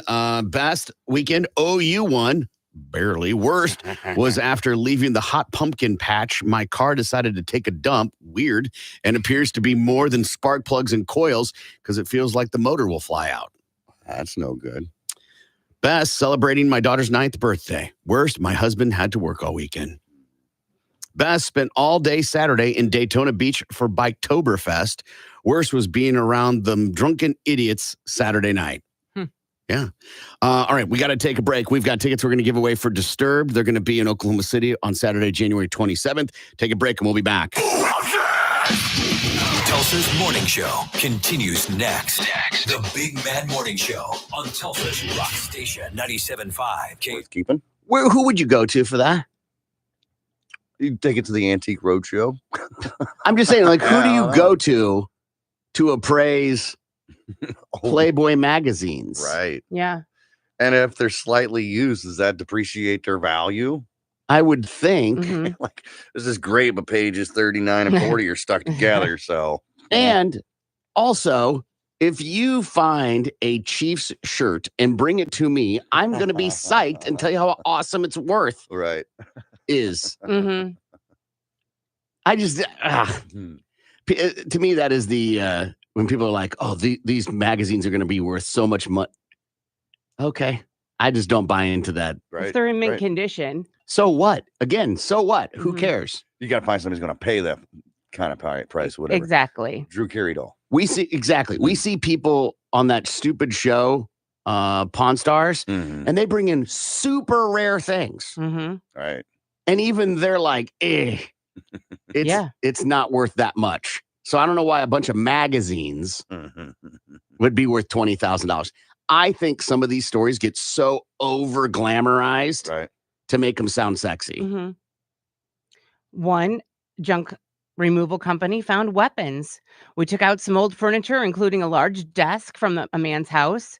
We were finished and drove to the transfer station. As we dumped our load, the desk came sliding out and hit the concrete.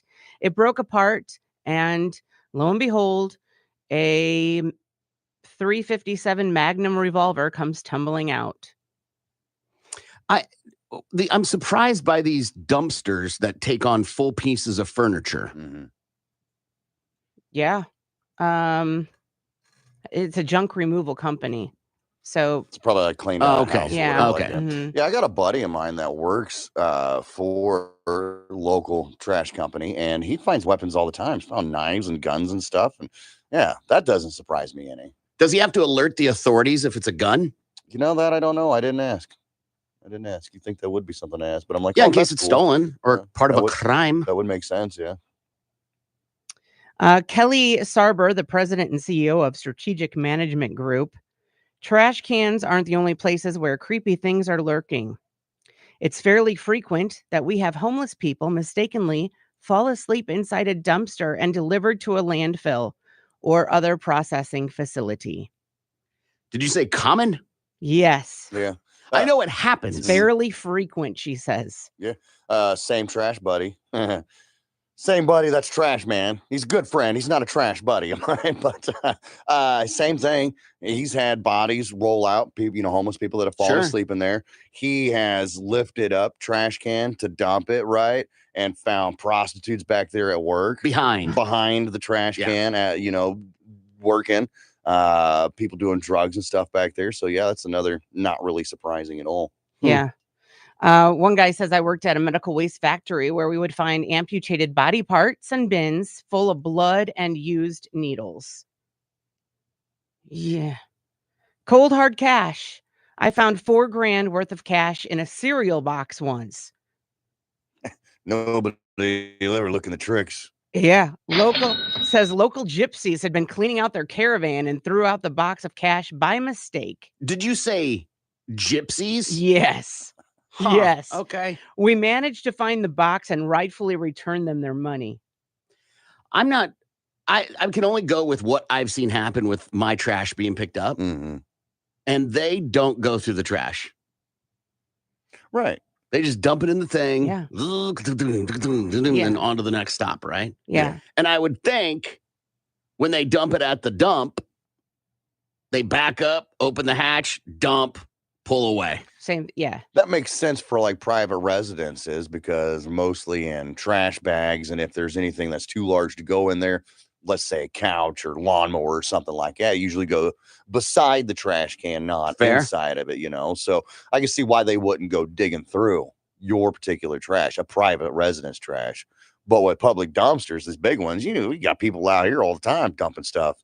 in our dumpsters in the back parking lot here. Yeah, but the Trashosaurus Rex comes and gets it. Right. They don't even get to see. Most of the time, they don't even get to see in it. Right. And again, they back up, dump. Never even seen the again, from what I've seen, maybe they do stand out up beside it and watch it. But people that are trash people that are listening to the show have told us they don't get out of their rig. Mm-hmm. Only to open a gate to get to the dumpster is the only time they get out of their rigs. Mhm. I wonder what that day was like when the automated garbage trucks came through, like the day that they got those, or they were told they're getting those, what that day was like. They probably hated it. Why?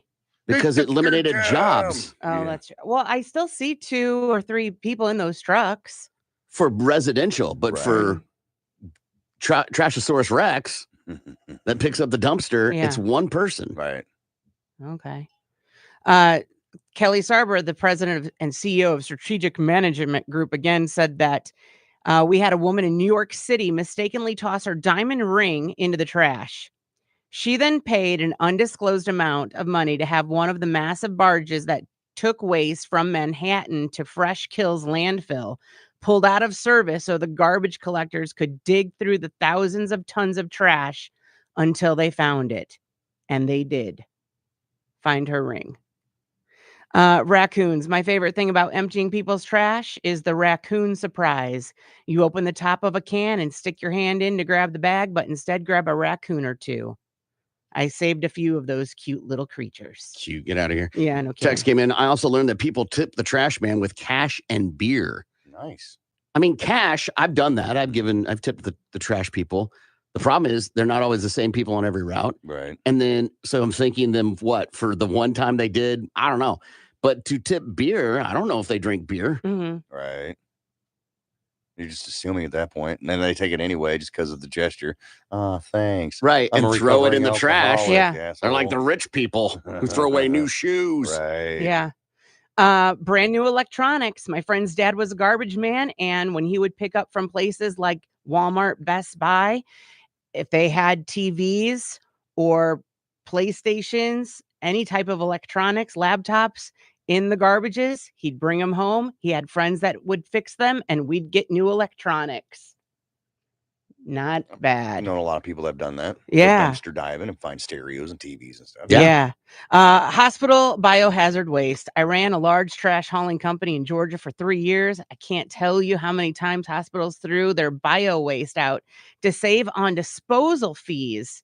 It got so bad the landfill ended up reporting them to big fines. In this state, you can take a thing of syringes, and as long as it's in not a Sharps container, but a container that cannot be punctured, like a thing of laundry soap, you can just write Sharps and then throw it in the trash. Huh. How about that? Someone texted in, I work for waste management. It does happen often. Homeless and crackheads sleep in the cans that I pick up, and it is cray.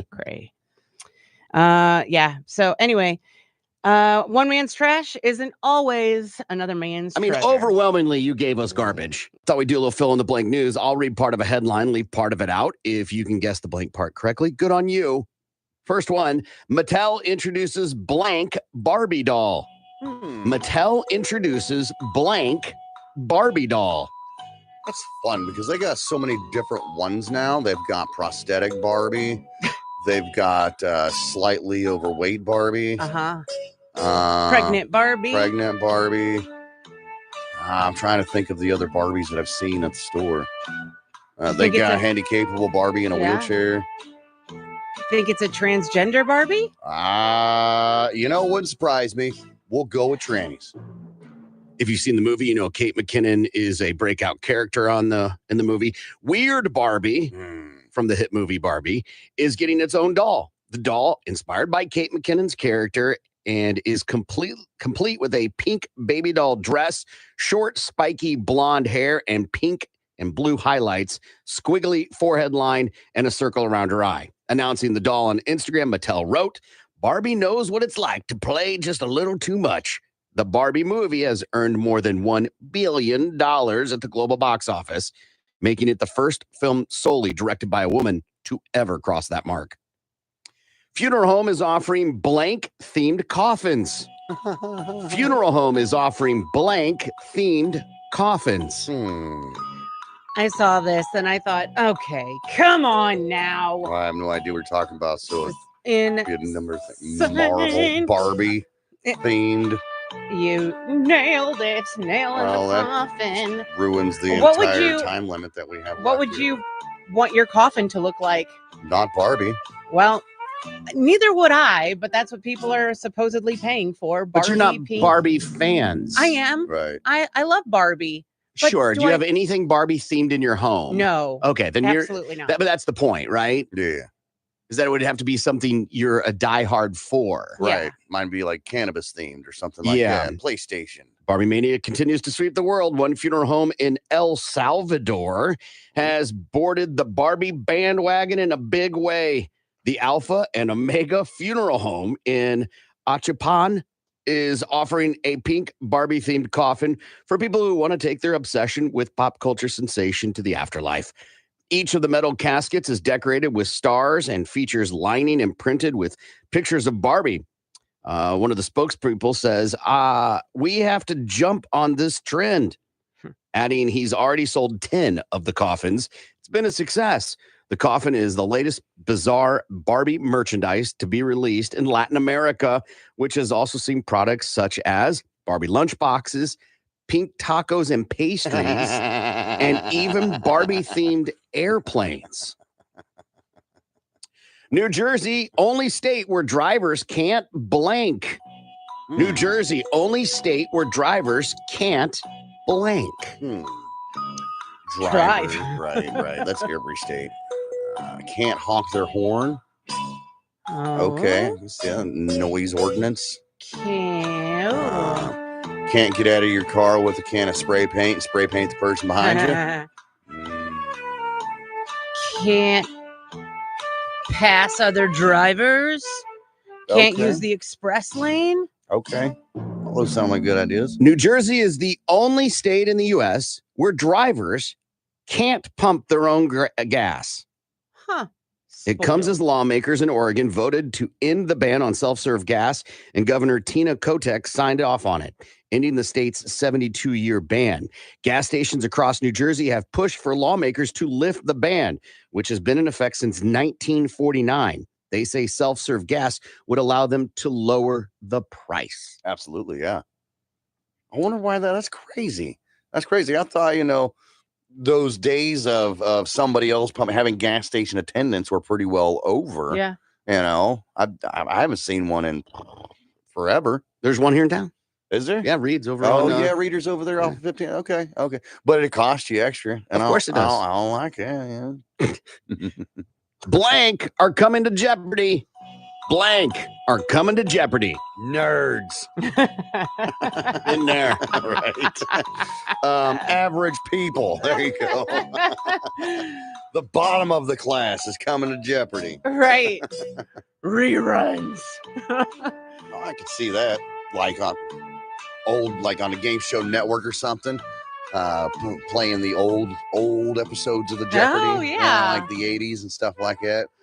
So we still get our taste of Alex Trebek and that wonderful stash. The fro, man. Oh, yeah. When the new season of Jeopardy premieres, there'll be some changes as the writer strike continues. During an interview on the Inside Jeopardy podcast, that's a thing. Executive producer Michael Davies revealed that the show will use a combination of material from our WGA writers wrote before the strike, which is still in the database, and redeployed material from multiple seasons of the show. The new season will also have a second chance tournament showcasing players from the 2020-2021 season. Look for new episodes of Jeopardy to premiere in September. Okay. This strike is causing a lot of problems. I didn't know the writers wrote the stuff for game shows. I didn't either, but I guess it kind of makes sense. Somebody's got to write it. Yeah. So what are they going to do? That's why CBS is going to have Survivor. Mm-hmm. They're going to have Survivor, Amazing Race, and Big Brother on all at the same time. Right, because those don't require writers. Yes. Or actors. Right. So they will have them. That's never happened before. And we watch all three of those. And they're on so much. Mm-hmm. I don't know how we're going to keep up. That's a wife problem, which makes it my problem. Almost half of Americans aren't eating enough blank. Almost half of Americans aren't eating enough blank. Fruits and vegetables. Green vegetables. Red meat. Oh, I think we are. Pastries. Americans aren't eating enough pizza. It's a movement I can get behind. Right. Italian pasta. Let's see. Americans aren't eating enough tapioca Okra. No one would ever say that. pudding. Americans say they love apples, oranges, and bananas, but 43% admit it to not eating enough fruit even once a day. According to a new survey, it found that 52% confess to not eating veggies on the reg. To get the nutrients they need, they may be missing. 51% drink at least one smoothie a week. Wow. How often do you eat vegetables, Lindsay? Vegetables daily. Okay, say more. With dinner every day. It's Every day you have vegetables with dinner. Yeah. Mhm. Like a portion of vegetables, not like, hey, the pasta has tomatoes in it. No, we have a portion of either something. It's either a green bean, it's either Brussels sprouts, asparagus. Those are the three staples in our house. Gimpy? Yeah, same thing every day. Every day. Every day. Every day it's a protein, a meat of sorts. Okay. And then usually taters of some kinds, be it mashed potatoes or, scallop potatoes, something to that effect. So meat, protein, carb, and then a vegetable every day. That's the three things on my plate. I have recently, went to the store the other day. I was like, you know what? I haven't had fruit in a damn coon's age.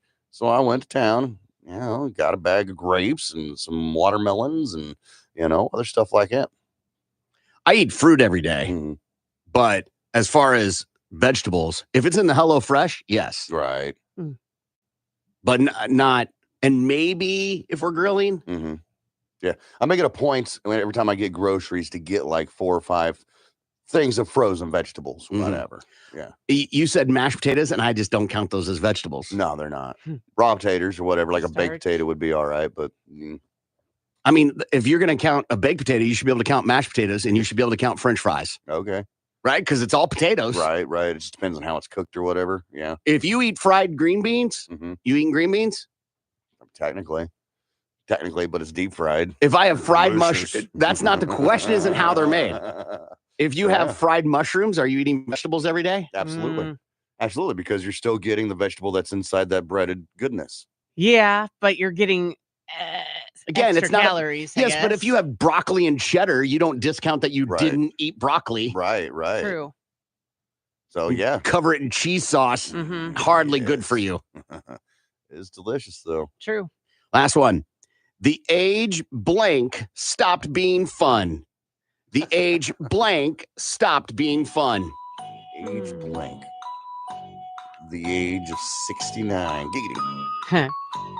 The age staying up late stop being fun. Okay. I mean, that doesn't make much sense, but okay. I don't know. The age gap. Drinking too much or excessive Aged partying. cheese. Aged wine. Think of other things that are aged. The age when blank stopped being fun. According to a question online, at what age did life stop being fun?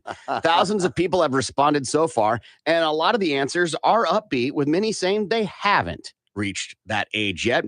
Some folks also say life didn't get fun until they got older, and some say it's never been fun. Wow. Oh, those poor people.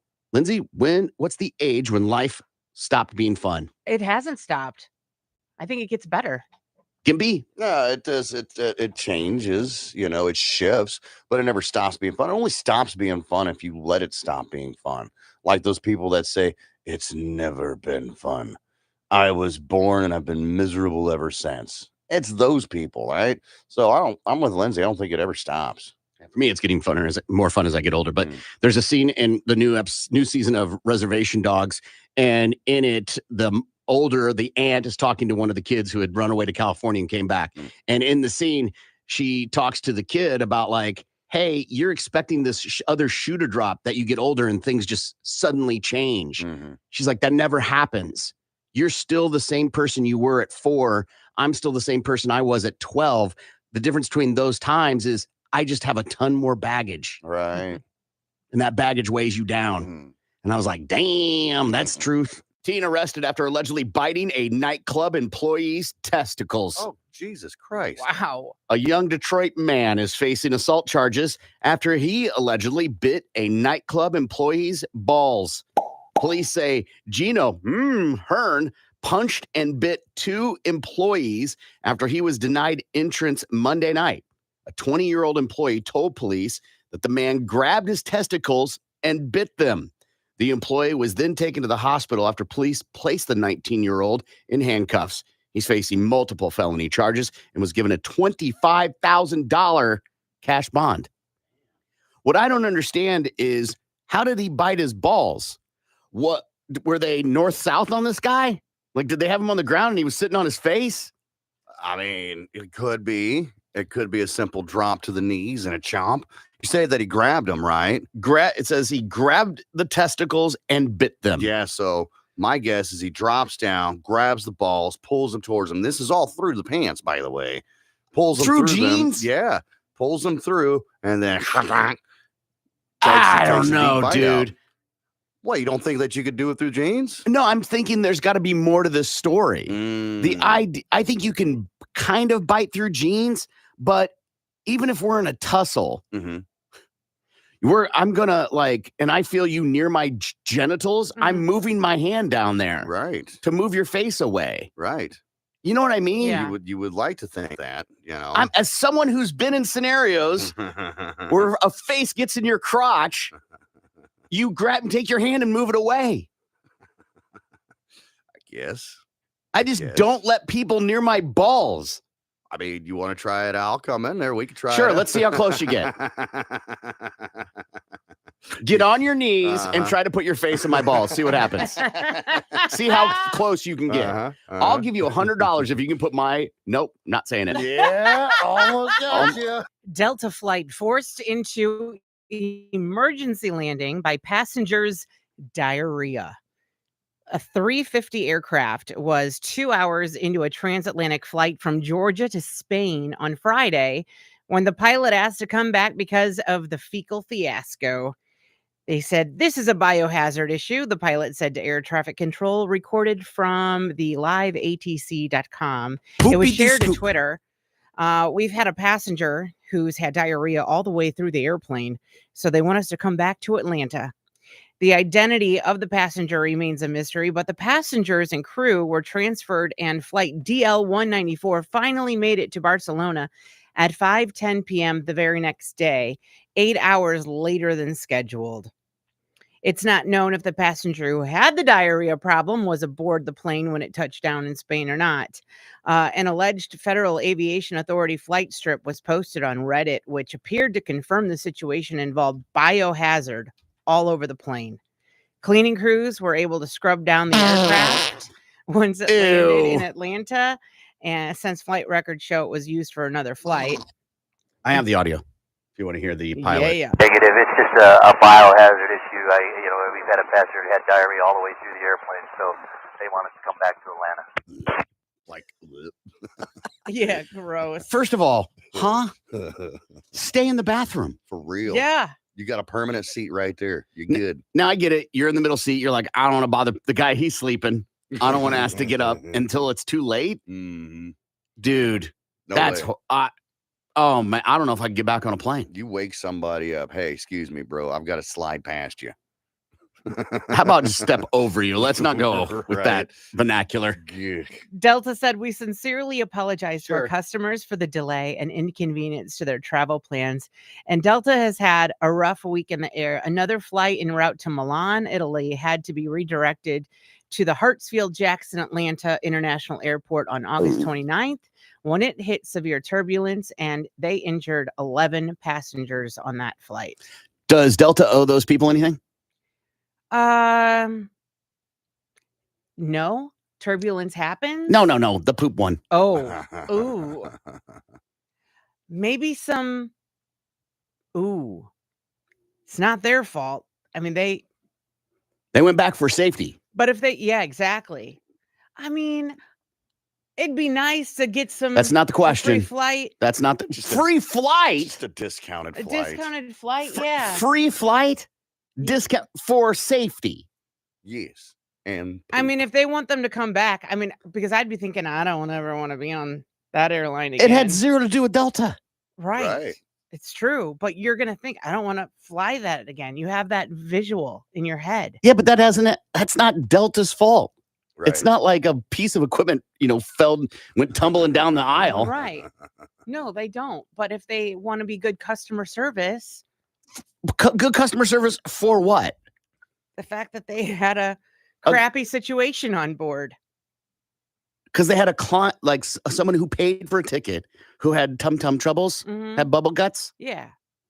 I don't think I mean, they're already apologizing. feels really entitled. Yeah, because they have to. Mhm. Right. Because if they don't, people are like, they're not being sensitive. And then that's all they get is a simple apology. I think it happens. Yeah, they don't have to do anything. But if they want to go above and beyond, Right. then yes. Here, 50% off your next flight. Exactly. We make sure that this one is 50%. You two are insane. Be nice. You know how expensive tickets are? Yeah, right. Mother and daughter kill and grill grandma. See, now that's a What? headline. This happens in Maryland. Hats off for the rhyme. Yeah, right. See, Mhm. that was was a good headline. You told me you Kill just and pointed grill. out a missed opportunity, and I was like, well, I got one too. So I just Yeah. changed it real quick. I love it. Well done. Mother and daughter kill and grill grandma. What happened was this happens in Maryland, where police were sent to the home of a 71-year-old Margaret Craig for a welfare check. Margaret hadn't been heard or seen of from the last couple of days. All right. Well, for a couple of days, because they think that this all happened towards the end of May. So the police go over there and they do the welfare check, and that's when they can smell the decomposing body coming from a basement. Okay. So they go down there and they search, and that's where they found 3 different plastic bags with human remains in it, rotting away in the basement. So the story goes that Margaret accused her daughter, who is 44 years old, Candace Craig, of credit card fraud. So that led to an argument betwixt Margaret and Candace, which led to Margaret's death. Okay. So flash forward a little bit. They say that the 19-year-old daughter of Candace, a woman named Celia Hardy, found the body of Margaret in a plastic bin and then decided to help dismember and dispose of the body. They believe that the 2 women used a chainsaw to cut Granny's body up and then threw the body parts on a grill and a bonfire in attempts to burn and destroy the body parts. Either way, they searched the house. They say that the remains were so badly decomposed that you can't do a physical identification of the body. So they're hoping, and they're 98% sure that DNA testing is going to come back and say, yeah, this is definitely Margaret. Nonetheless, both women were arrested. Candace is being popped for murder, and then Celia has been arrested and being charged with accessory after the fact. It's one thing to kill somebody, I think. I think it's a completely other to dismember them. Yeah. And another for it to be Meemaw. Right.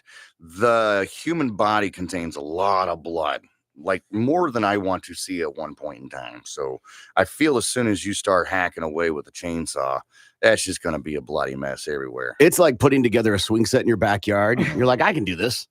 And then you get in, you're like, I'm going to need some help. Right. So you call your kids to come help you put the swing set together. Yeah. If you've ever put together a swing set in the last 5 years, it shows up and you're like, okay, yeah, I could do this. And then on day 2, you're like, we'll put that on later. Right. Kids don't need a swing, do they? Yeah. Nah. I think the monkey bar sat in my garage for a good year. They're not going to be able to reach up there and grab it anyway. Right, exactly. Do you think Meemaw was a bad person, abusive, maybe? Are you justifying have it? to be? Are you implying that if she was, then she probably should be dismembered? No. But would she have to be for it to be like, You brought it up. okay? You brought it up. You tell me. Well, I look at Dexter, like the Cook some more. Right. And lastly, here, free drive-through prescription drug disposal event starts in Tulsa. This Saturday, the 28th, you can bring your unwanted, unused, or expired prescription drugs to one of several drop-off locations and drop them off for free to be properly and safely disposed. It'll be a drive-through event from 10 a.m. to 2 p.m. and drop-off locations are like Reese's at 71st and Sheridan, the Met Recycling Center at 34th and Sheridan, and various other locations around town.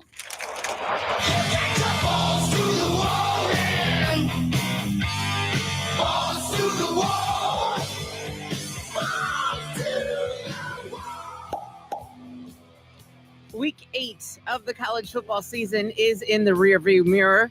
The weekend was highlighted by Oklahoma escaping by the skin of its teeth on Saturday as they downed Big 12 newcomer UCF 31-29. That was quite the nail biter.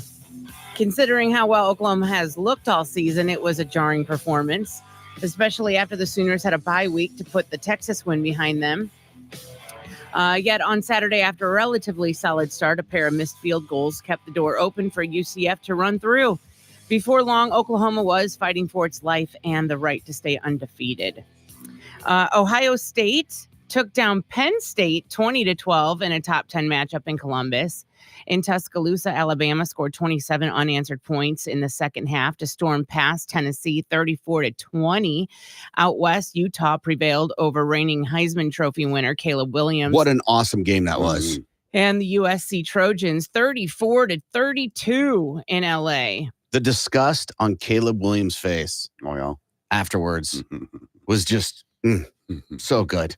Yeah. And I think this might be enough to push him out of even a possible playoff scenario. Really? Oh, yeah. Michigan crushed Michigan State 49-0. The Air Force stayed unbeaten with a 17-6 takedown of the Navy on the road, and Washington held off Arizona State 15-7 in a late night Pac-12 showdown in Seattle. The top 5 remain the same in the latest college football coaches poll. Georgia, Michigan, Ohio State, Florida State, and Washington are once again leading the nation. Oklahoma, Texas, Alabama, Oregon, and Penn State round out the remainder of the top 10. Notre Dame, LSU, and Missouri are all up 4 spots. The teams are ranked 14th, 15th, and 16th. North Carolina took the biggest drop. The Tar Heels fell 7 spots and are now 17th in the nation. The American League Championship Series is heading to Game 7. The Texas Rangers defeated the Houston Astros 9-2 in Game 6 of the American League Championship Series at Minute Maid Park. Adolis Garcia clinched the crucial win with a grand slam in the top of the 9th inning. Jonah Heim and Mitch Garver also homered and combined for 4 RBI in the win. The series concludes in Houston tonight, and in Philadelphia, the Phillies will try to punch their ticket to the World Series today. The Phils square off against the Arizona Diamondbacks in Game 6 of the National League from Citizen Bank Park. Philadelphia is coming off a 6-1 victory over Arizona in Game 5. By the way, the Phillies game is a 4:00 start. That's so stupid. Huh. That's so stupid. Why so early? I think they're trying to get them both in at the same time, thinking that one will end over the other. Yeah. But just make them primetime games. Pretty simple stuff. Yeah, what happens if you go into extra innings? Well, I think they're doing it early because of football. Well, they don't do. I'd rather have people watch. They don't care. They don't care. I don't know. They want. What do you mean when you say that? Because Who's they?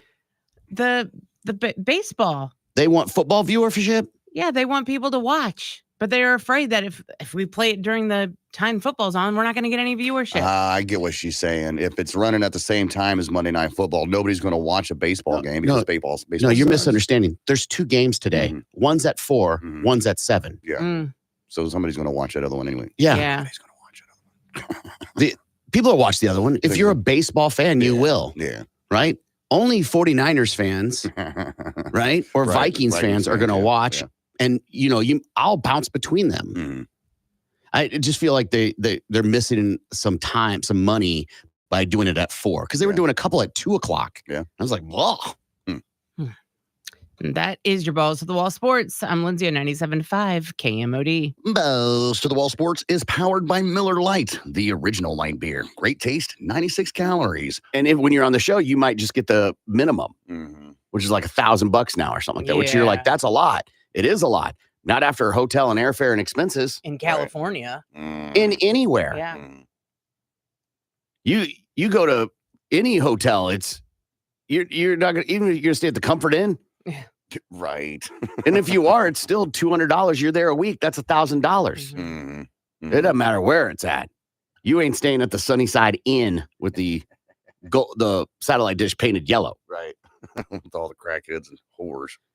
Well, I mean, you can get that anywhere, any hotel, right? I saw this story circulating today about TikTok doctors warning the #1 position for penile fractures. Number one, 50. I want to make sure I get that. I would hate to fumble this. It's the most dangerous sex position, according to science. It's the cause of 50% of penile fractures. 50. That's a lot. So of all the penile fractures that happen, half are because of this sex position. What do you think, Lindsay? Doggy style. Okay, Gimpy? I am going to say it is the reversed cowgirl. It is the reverse cowgirl. Which is my favorite by far. Sure. Yeah. Yes, all of them are good. Yes. Yeah, I don't know. Even plain old vanilla is good. Yeah. Yeah. The line of great is pretty thin from a guy's standpoint. Right. I mean, I guess it kind of makes sense because they're not looking and paying attention. But are you really looking and paying attention even if you're facing forward? You know what I mean? There's obviously no bones inside a penis. So it's a tear in the frenulum or the tunica albuginea. Sure. This is a rubbery sheath of tissue that allows for the penis to do what it does best. And that there is this new resurgence because of the doctor saying this on TikTok that people are like, oh, okay. So they're seeing more broken boners now because of the TikTok? No. The story of this being the #1 sex position for a broken wee-wee. Okay.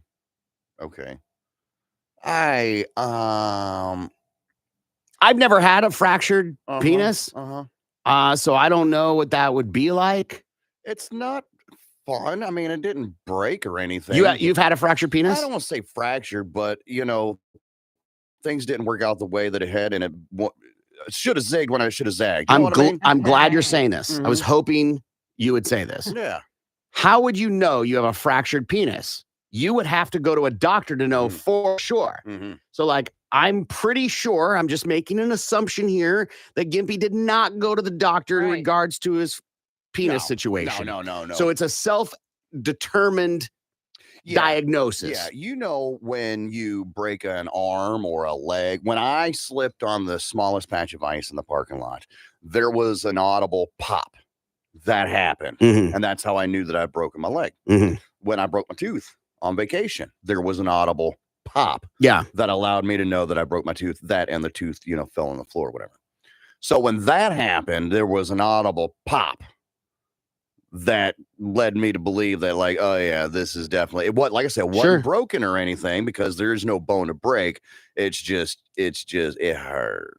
It hurt. And it was out of commission for a couple of weeks. And that sucked. Sure. But you're right. I didn't go to the doctor and be like, doctor, I think I broke my Peter. Yeah, there's plenty of people that break bones and don't know they've broken a bone. Right. There are players, football players, that run on broken legs. And don't know that they're broken until later. Okay, so to me, broken and fractured are two totally different things. Like a hairline fracture, a small fracture, you can still perform with a fracture. But when I broke my leg, it was broke, floppy doppy. Yeah. There's no way I could stand on it. Penile fracture is this term. Yeah. But people say the same thing. Yeah, say fracture and broken, kind of. Unless you're a medical doctor using it looks like you have a fracture or you have a broken arm. Right. So with that, because doctors talk serious. That's why this voice works.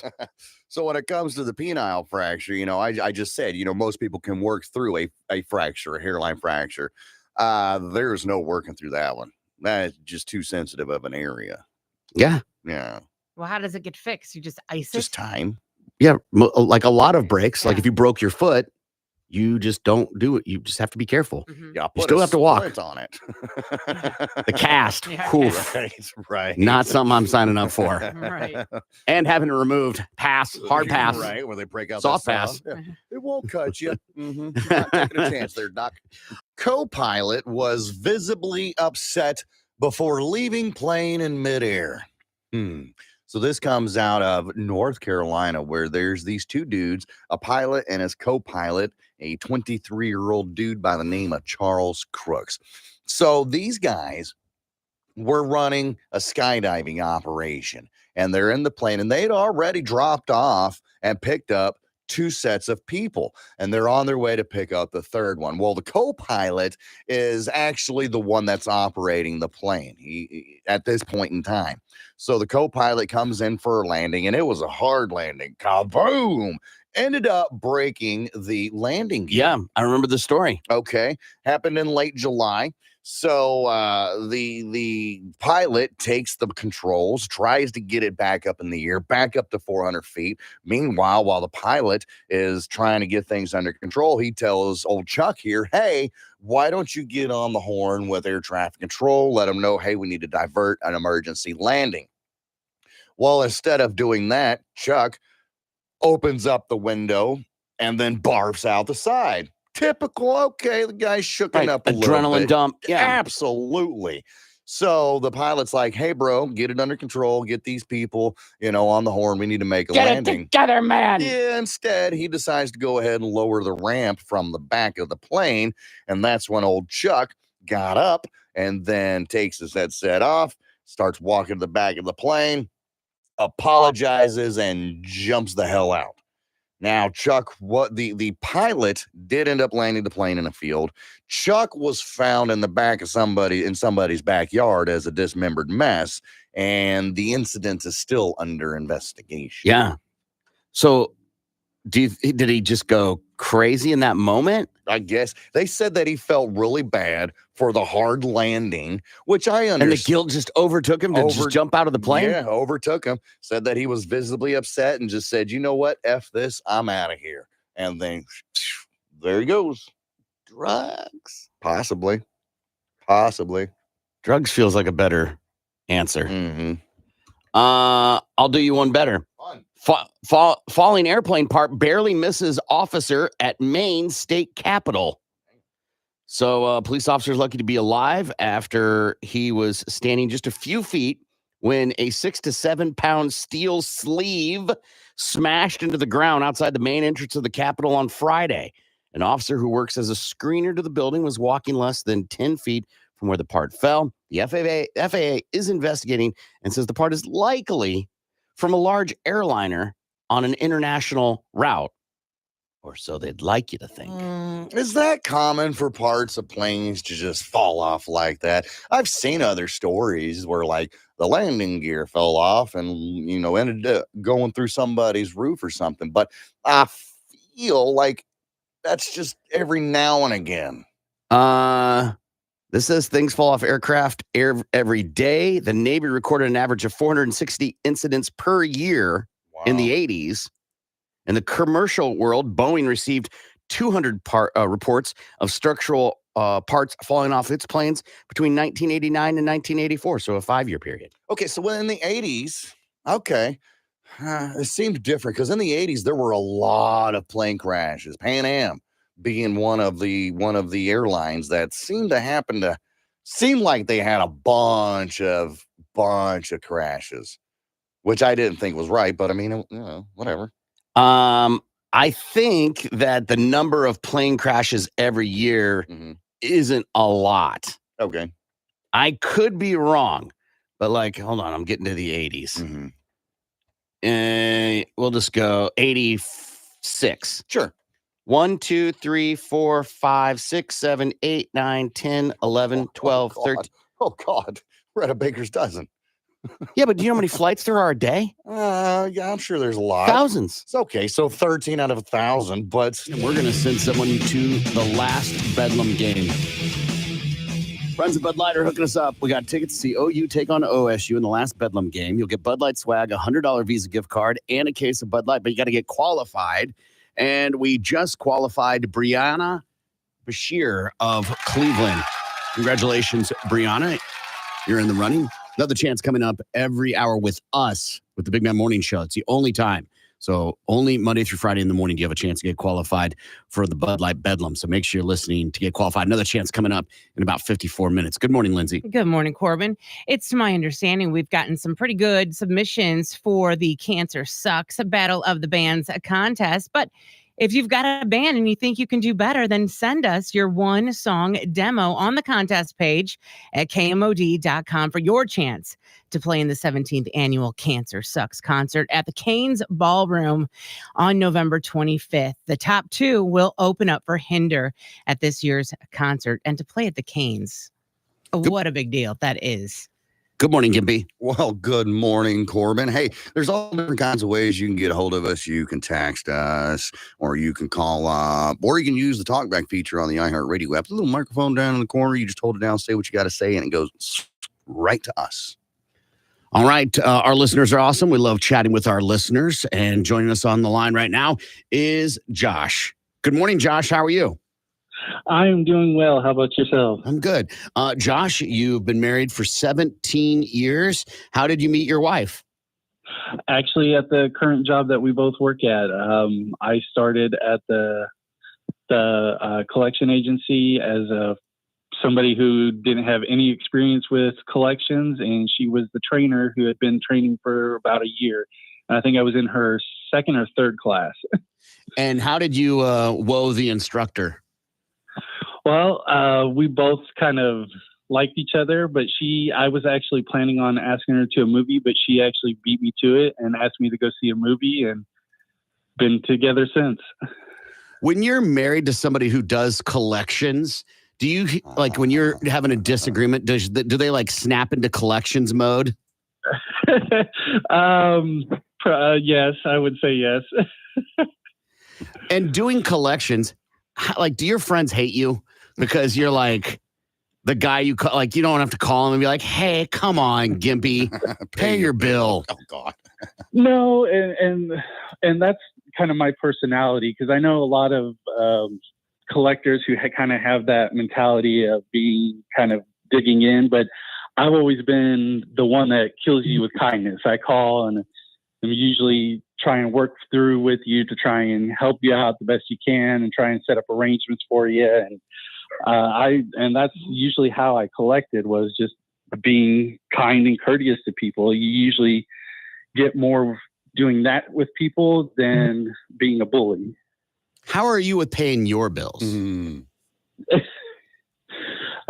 Just working my job, because right now, currently, I am a project manager, because I started in collections and I've been with the company for 19 years.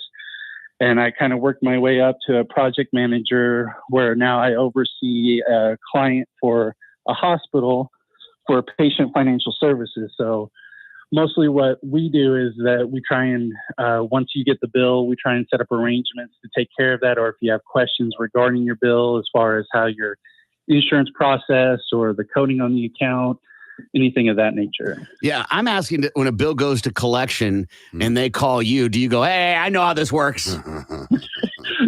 Well, I can say, luckily I haven't had that, but yes, if that were to happen, I would know how to dispute it, how to handle it, how to have you cease and assist any calls or collection efforts towards me. Okay, tell me, how do I do that? Usually you can submit in writing saying, please cease and assist all communications in regards to this, and I dispute the validity of this debt and ask for additional information from the client. So here's how and we should point out that you're in the medical, so it's a little different, like credit card collection or whatever. But I read that what you need to do is when they buy debt to recover, they buy in bulk, and it's just kind of they get the number, like a spreadsheet scenario, and that you can say, "Can you provide me with documentation that shows I owe this debt?" And that most of the time, either they don't have the manpower to follow up with it, or B, they don't have the paperwork to follow up with it. That would be correct with certain debt buyers, because some of our clients, they're not always debt buyers. Sometimes it's direct from the credit place. But if they are a debt buyer, that if they can't provide proof, then they can't continue collections, because they do have to provide documentation showing that you do owe the debt. And if I'm not mistaken, it also said they have 30 days to do that from your request, and that most of the time they can't facilitate a request that fast, even if they do have it. With us, we're really good turnaround on getting the dispute back to you. But yes, if we're unable to provide that, then we have to cease collections until we at least get that proof for you. Didn't know that. It's a good little trick. Okay. So it says here that you did collections for your funeral home. Is there a time of cooling off after they bury someone before you call and say money or merchandise? Oh, God. I don't know how long they wait before they send it to us. I know it's usually an amount of time, but usually they've been deceased for a little bit before they provide us the debt to call on. Is there a special script you use when someone's dead and they used money to bury their loved one that you show a little more sensitivity, or? I know when I was on the phone that I was very sympathetic with them and tried to set up arrangements, but we didn't have a specific script just for deceased. I would think just crying would help. Yeah, I know that if you cried on the phone with me, that I would probably go, okay, we'll contact you at a later date. But I know there's others that would keep you on the phone. And in that person's file, would it say you've contacted them this many times, or I called this date, they cried, I called this date, they cried, I called this date, they cried? Yes, it would be in the notes on what happened with each of the calls. It says here you've even had to contact some celebrities to collect from. What level of celebrity? If we're talking like A-lister, obviously would be, a silver screen star. And then like D or E, we might be like, the three of us. What, how big of a celebrity were they?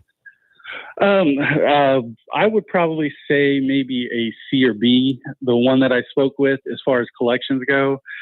I can't disclose her name for privacy reasons, but they were a reality star that chased criminals. So, yeah. I can't put that together. That's very weird. Yeah. And how did they handle you trying to collect debt from them? I remember they were they had disputed at the time, and we had to get proof of the debt and send it to them, which we were able to do. Like, no, see, you owe me right here, dog. Come on now. When you call to collect debt, is there certain cities or states you go, oh, this shouldn't be bad, or one that shows up, city or states, and you go, oh, God, all right. No, not really. I know that each state kind of has their own laws and certain stipulations, or you might have to have a certain license, like in Minnesota. But there was never a state that I went, oh man, I got to call this. It says here that when you were little, you had a car accident that caused you to have open heart surgery. How old were you? I was 5 years old. So the car wreck.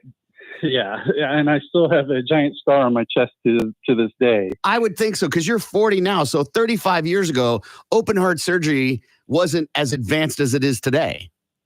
Correct. And I'm sure now it's just like a small incision that they have to do, but I know that they had to crack open my chest in order to get to my heart at the time. So, what kind of accident do you have that causes you to need open heart surgery?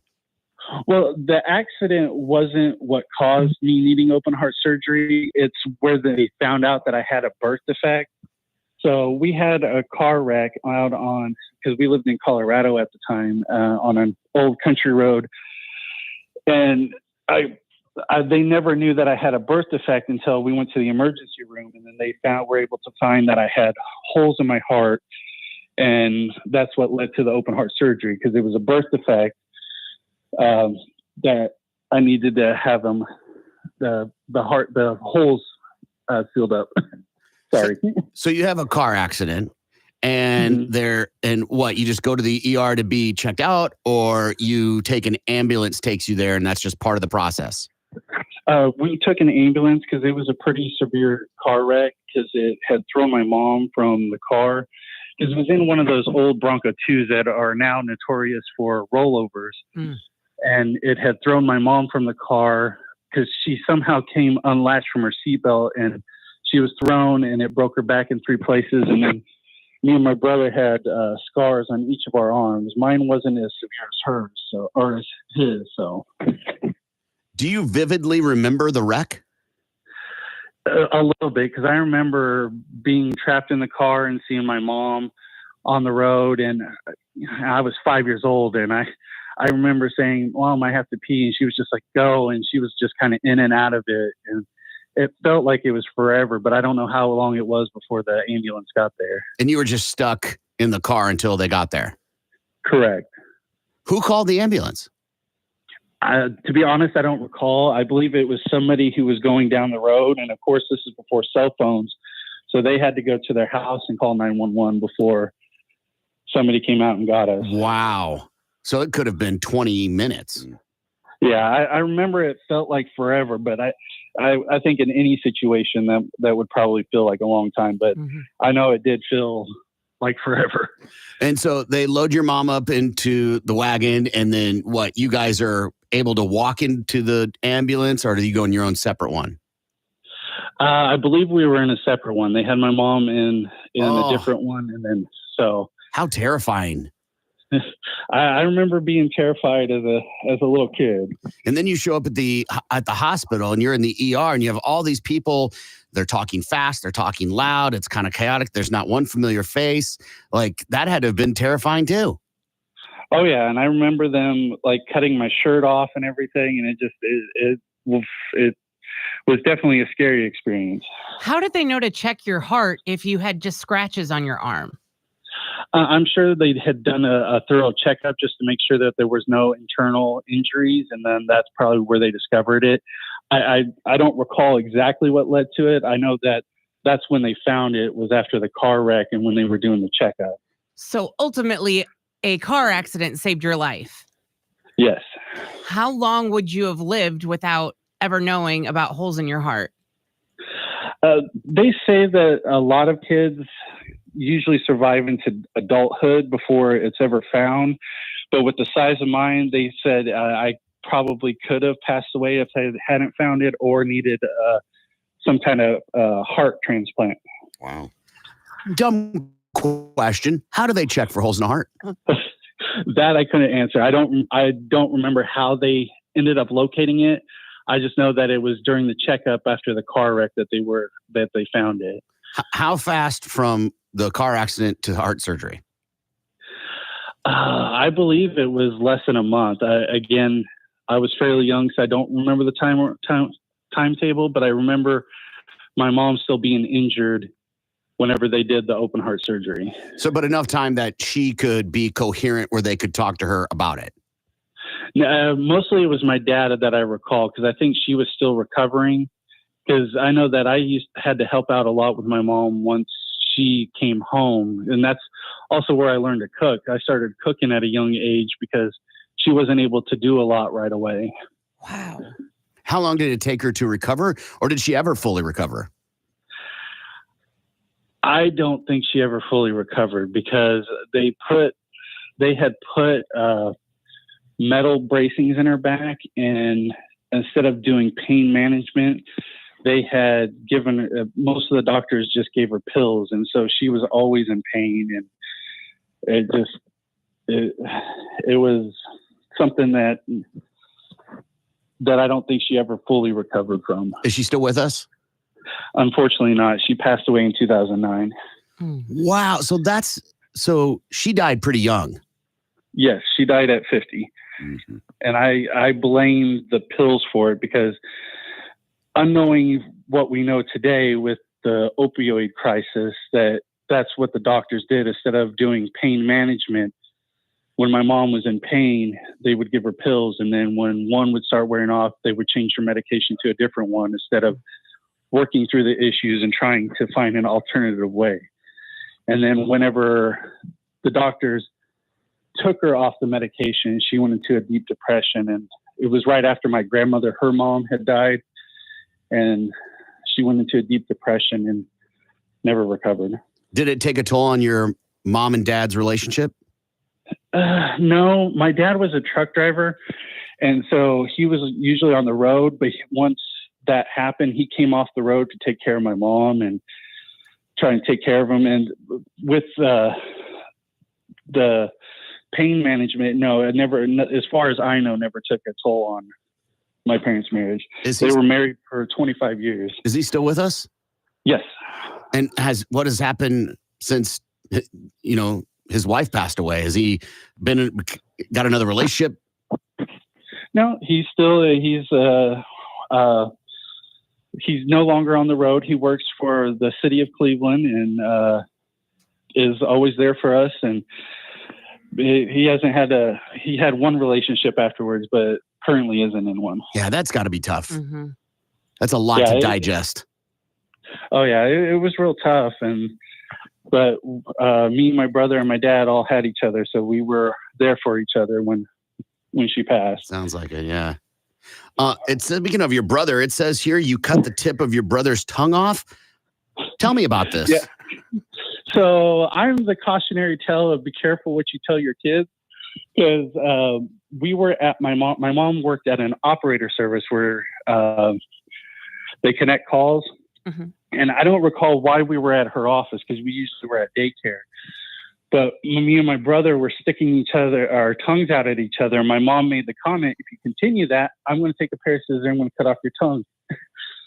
Well, she left her office and my brother continued. So I took a pair of scissors and put it in his mouth. Well, he clamped down and I told him to let go and he wouldn't. So I closed the scissors and it cut a tiny bit of his tongue off.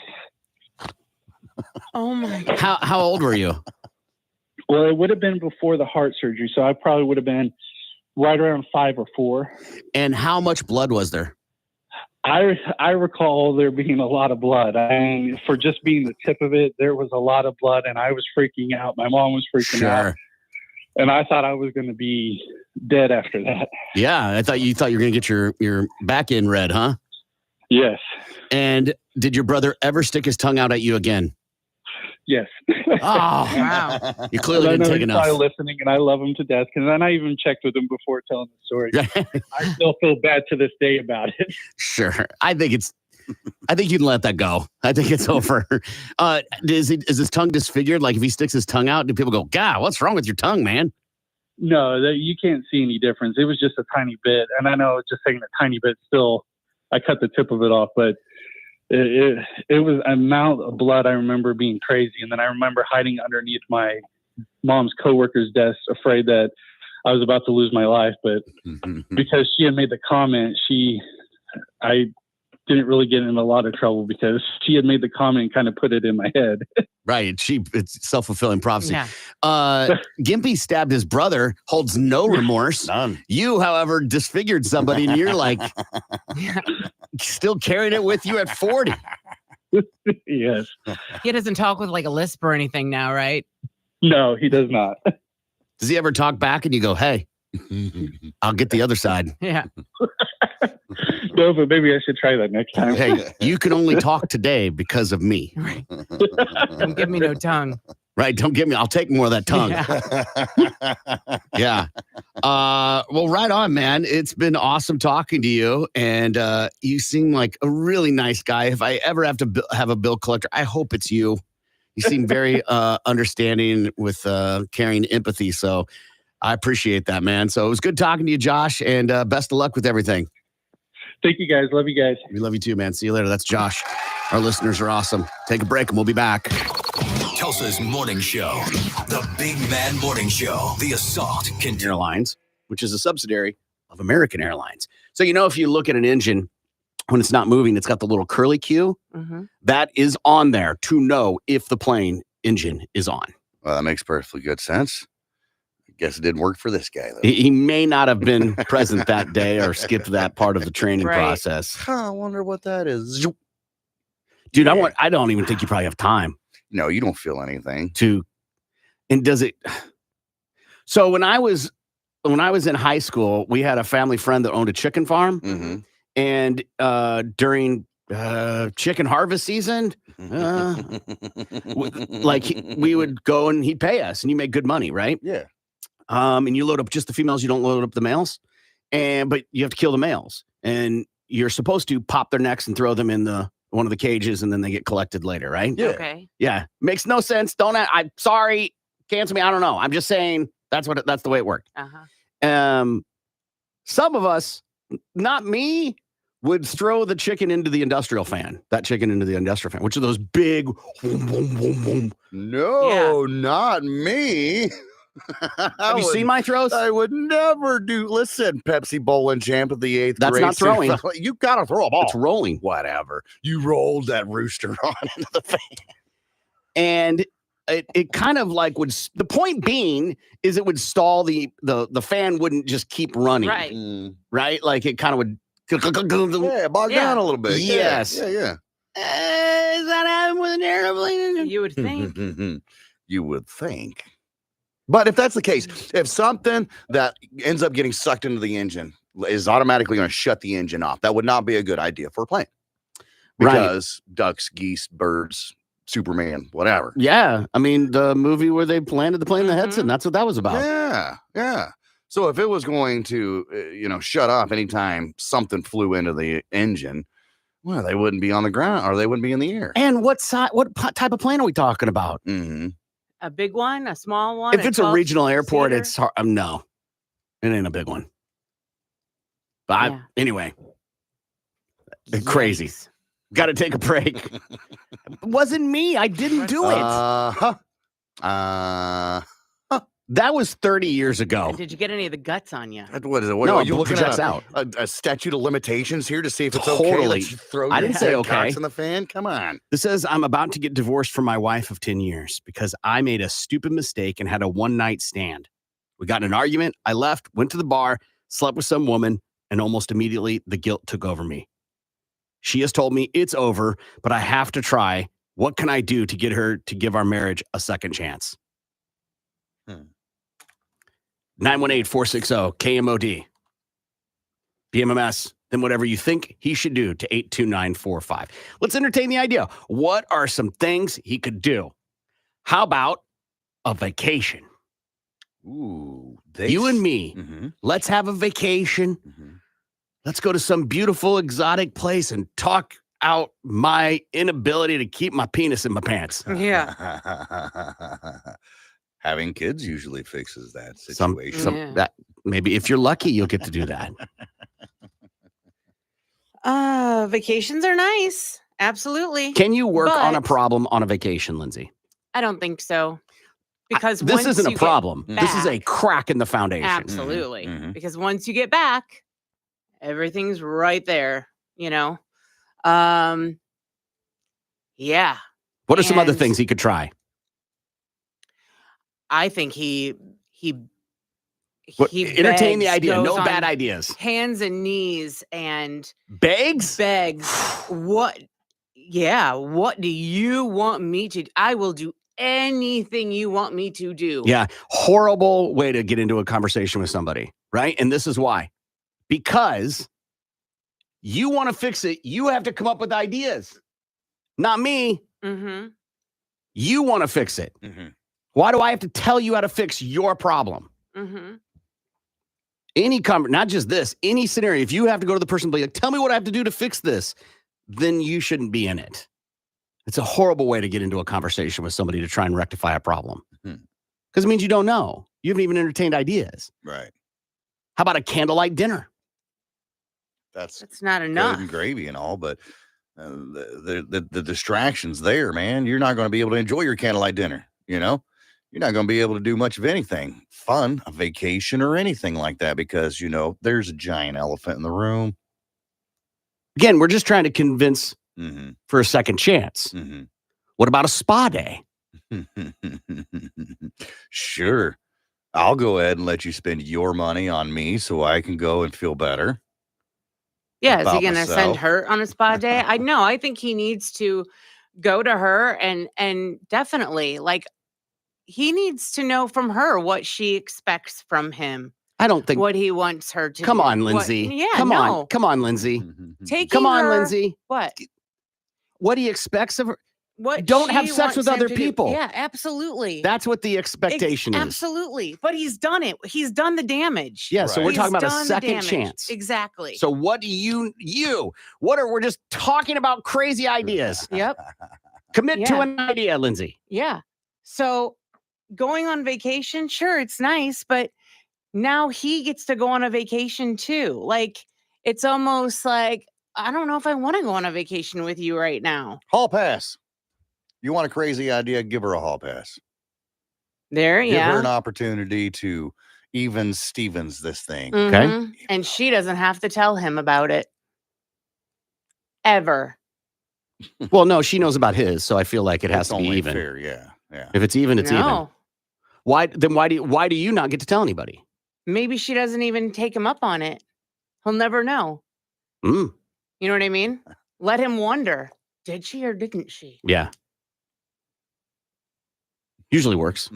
Hey, usually does. Yeah. Withholding information. Yeah. People have already texted him what my feelings are on this. To me, it's quite clear. But they are asking. Yeah. Right? They are going, what's some scenario? What's a scenario? What is a possibility? Brandon is on. Hey, Brandon, how are you? Good. How are y'all? Good. What do you think? From a person who's been cheated on multiple times, I say the damage has already been done. But if he wants to win her over, they've been married 10 years. Renew your vows. Make new vows. Tell her you're committed to her and only her. You know, just go and renew your vows. That might win her over. You never know. Right, a mulligan. Right. Yeah, pull a mulligan. Yeah. Pull that mulligan card. Pull it all day long. You said that you've been cheated on multiple times, Brandon. Would that have worked with you? No, because I stayed with someone who cheated on me 9 times. Whoa. Yeah. Are you But blind? Are you blind? Well, I lived 7.5 hours away from my family at the time. So I was kind of forced just to stick around because I was in a state I didn't know. I wasn't from that state. So I stuck around and rode out the roller coaster. What was her excuse on the 7th time? His excuse was I was away from the house for 2 weeks on walk and he got lonely. So this is your boyfriend? Yeah, it was my ex. Yeah. But when he said that, I was like, yeah, I'm done. I took the call around midnight.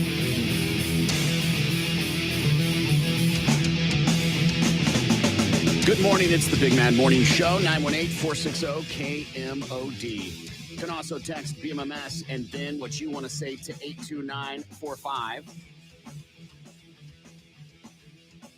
So we did our giveaway for Flight 666 to New Orleans on Friday over at Jameson's in Broken Arrow. They were awesome. The folks at Jameson's were awesome. Beast Unleashed helped us provide that trip. And Nick Hunt of Chelsea won the giveaway. Now, we have done, Sunday will be our 11-year anniversary on KMOD as the Big Man Morning Show. And we've done, I don't know, we'll just say over 30 of these giveaways, right? Yeah. And a first happened on Friday where the boss got a phone call from somebody who was letting us know they could not go to the giveaway, which is unheard of that I can think of in all the giveaways that I've done. Here's the voicemail. Hi, my name is Jackie, and I don't even know what I'm doing. I don't know if you're the person to whom I should leave a message or not. So I was fifth caller yesterday, and I'm supposed to be at Jameson's tonight at 6 for possible winning the New Orleans trip. And work is there's just no way I'm going to be able to get off in time to make it. I live in Collinsville, but there's just no time I don't even know what time I will get off of work. So I didn't want to just not show. I've never been that kind of person. I wanted to let somebody know. 918-510. Yeah. I don't want to give away too much. I didn't know her number was on. To have been able to have that chance. Thank you. That is the nicest message for sure ever that we've gotten. And she's on the phone with us right now. Hi, nicest person ever. Hi. Jackie, that is the nicest thing. What compelled you to call a place that you were qualified to win a prize and be like, hey, I'm not going to make it. That feels very uncharacteristic. Oh no, I don't know. I just felt bad for, like, I didn't want to not show up and then you guys go, oh well, so and so should have been there and she's not here. Yeah, no, I don't like that. It's weird you said that because we were standing around like qualifying people. I'm like, where's Jackie? Yeah. Where is she? No, that's very sweet. I've never run anything like that, so I didn't know if you're supposed to do that or any appointment or anything like that. I guess I just took it the same way. I think don't ever stop doing that. I think that's a great character trait. What do you do for a living? I'm a nurse. Like at a medical facility, a care facility? So through the VA, if I'm allowed to say that. Yeah, you can say the VA is taking care of our veterans. How long have you been working there? Since 2015. Okay. And do you like it? Is it a pretty good job? Oh, yeah. I'm a veteran myself, and I love being able to take care of them. What branch of service were you in? Army and Air Force. Wow. How long were you active? 5.5. And so you did what? Army for a couple years and then went and did Air Force? Actually, I did Air Force when I was 18, and I didn't get to finish that stint because of an emergency at home. So I just had to go back later on and went in. That was air traffic control. And then later on went in the Army as a nurse. Okay. Huh. And did you ever see any deployments as a nurse? No, unfortunately, I didn't get to. Yeah. And what do you love about taking care of veterans? Oh, they're just a whole different breed. Yeah, I mean, they are. And they're the ones for our country, so I want to be there for them. Yeah. Well, listen, I think that you are clearly a kind individual, and we don't have enough of those in society. So I'm going to reward you. I'm going to give you a pair of tickets to see Bert Kreischer. He's coming to town. I don't know if he's your thing or not, but I'm going to give you a pair of tickets for that. So just for being kind, we don't do this, right? People that don't make it to giveaways, we don't give prizes to, nor are we going to start doing this. But this was just an exceptional situation. I think exceptional situations require exceptional rewards. So thank you so much for being a stand-up person and taking care of people. That is not something for the lighthearted either. And so we're just going to give you a pair of tickets to a comedy concert, if that's okay with you. That will work. Awesome. Thank you. And I hope you have somebody you can take, right? Yep, I do. Excellent. Hang on the line because Gimpy's got to make sure he's got all the right info for you. And that show's not till next year. So you have plenty of time to plan and get the time request off and all those things, okay? Awesome. Thank you. All right. Thank you for being a good person. You have a great day, okay? You as well. All right. See you later. Hang on the line so Gimpy can talk to you. I can't think of that ever happening. Even the boss was like, what? Right? Yeah. And he's been around since lamp oil. So like he was very floored by it. So we did that. We are not doing it again. Right. You can stop people flooding his phone. Not showing up. Yeah, I'm exactly. not going to make it today. Can I get some free tickets anyway? Yeah. So just wanted to do something nice for her. So we're going to take a break and we'll be back. More of the Big Man Morning Show. And hope she appeases you. But why beg someone to be with you? The Huffington Post has a list of the rudest things to avoid when you're visiting someone's home, like things you shouldn't do, right? Oh, okay. Touching or moving things. Well, yeah. Oh, so like I'm guilty of this though. Like if a picture I'm is shocked. if a picture is crooked hanging on the wall, I'll It's- straighten it Why? No. Why? It's not yours. Exactly. No. because I'm sure that it wasn't supposed to be crooked. You don't know that. Some people like things off kilter like that. I'll even mention it. Fix that. Oh, that's rude. That's like, like the cliche of like a mom coming in, like, your pictures aren't straight. Oh, Jesus Christ, Ma. Another one. Expecting a tour. Oh, yeah. You don't walk in and be like, give me a tour. No, I don't. I totally do. I because love snooping don't- around. Because I don't want someone to do that to me. Because what if your bedrooms aren't clean or the bathroom's not clean? Then they'll let you know. Yeah. Furthermore, Susan, they shouldn't be having company over if that's the case. Bedroom, maybe. Right. Bathrooms, though, clean that ass up if you're having company come over. Another one. Overstaying your welcome. Right. How long? What's the good amount of time to stay at someone's house? Depends on what the activity is. Yeah, Let's say dinner. Oh, okay. couple hours. 2 hours after dinner. After 2 hours. So you soap at 6, 8, get out. Because now it's time for the family to wind down. Yeah. And start doing their own nightly routine. And I think it depends on who it is too. Like you always know, I think, depending on which friend it is. Snooping. Oof. Yeah. Going opening the cabinet. Yeah, you to don't look do through the that. medicine cabinet. You feel like you give the vibe that you do that. No, I don't do that. Okay, it's not an insult. I'm just saying Yeah. it gives a vibe. Why? What Because gives you're that nosy. vibe? You're very nosy. What makes me nosy? Well, you'll walk into a room when a conversation's happening going, wait, what are we talking about? Oh. Right? Yeah. Yeah. You love knowing other people's gossip? Yeah. I'll watch those gossip shows. No, I'm That's what talking they're like there personal for. gossip. I'm not talking about TV shows. Yeah, if we're here, I don't want to miss out on anything, for sure. Yeah, that's nosy. Yeah. Bringing an uninvited +1. Yeah. Because now you're forcing the other people to like entertain somebody they don't know. It just makes Right, or everything. don't like. Exactly. And it's not your place to be inviting somebody else over. Feeding their dog. Huh? Oh, like table scraps or something? I think that's what they mean, Yeah, right? Yeah. Yeah. I can't imagine you'd be like, where's your chow chow so I can put it in the bowl? Yeah, some people do that. Some people think that because they feed their dogs table scraps or popcorn or whatever, that they can do that with your dog. That's good that your dog's stomach has adapted to that, but now you're going to make your friend's dog crap all over their house because it's not used to that. Showing up empty-handed. I don't think that's that bad. I mean, do I have to bring potato salad every time I come over? No. Exactly. No, I always take something. Yeah, I always take a bottle of wine. Okay. Always, always. All right. I usually got my medicine on me, so that just works out perfectly. Yeah, but that's not extra, right? Like I said, it's like offering him a cigarette. Right. I don't have to share with you, though. That's the thing. I don't have to. Yes, but you're not going out of your way is the point, right?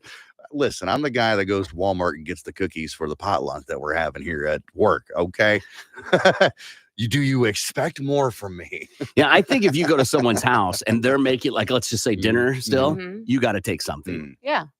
I did. I brought Even my a appetite. dessert or wine, whatever. Yeah. Something. It's just manners, Gimpy, right? Right. Yeah, sure. No.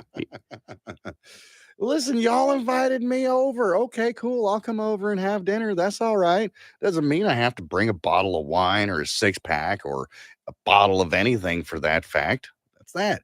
Unless you say so. Hey, BYOB, bring a bottle, bring a side item. We'll get the main course. That happens to me a lot. We got the main courses. Come on over for barbecue, whatever. Bring a side item. All right, cool. Tater salad it is. I've never gone to someone's house and like looked around and said to myself, "That's so dirty here." Oh, ugh. Wow. What do they have lives? Right? I don't go. Their sheets. They didn't even make their bed. I don't do all that.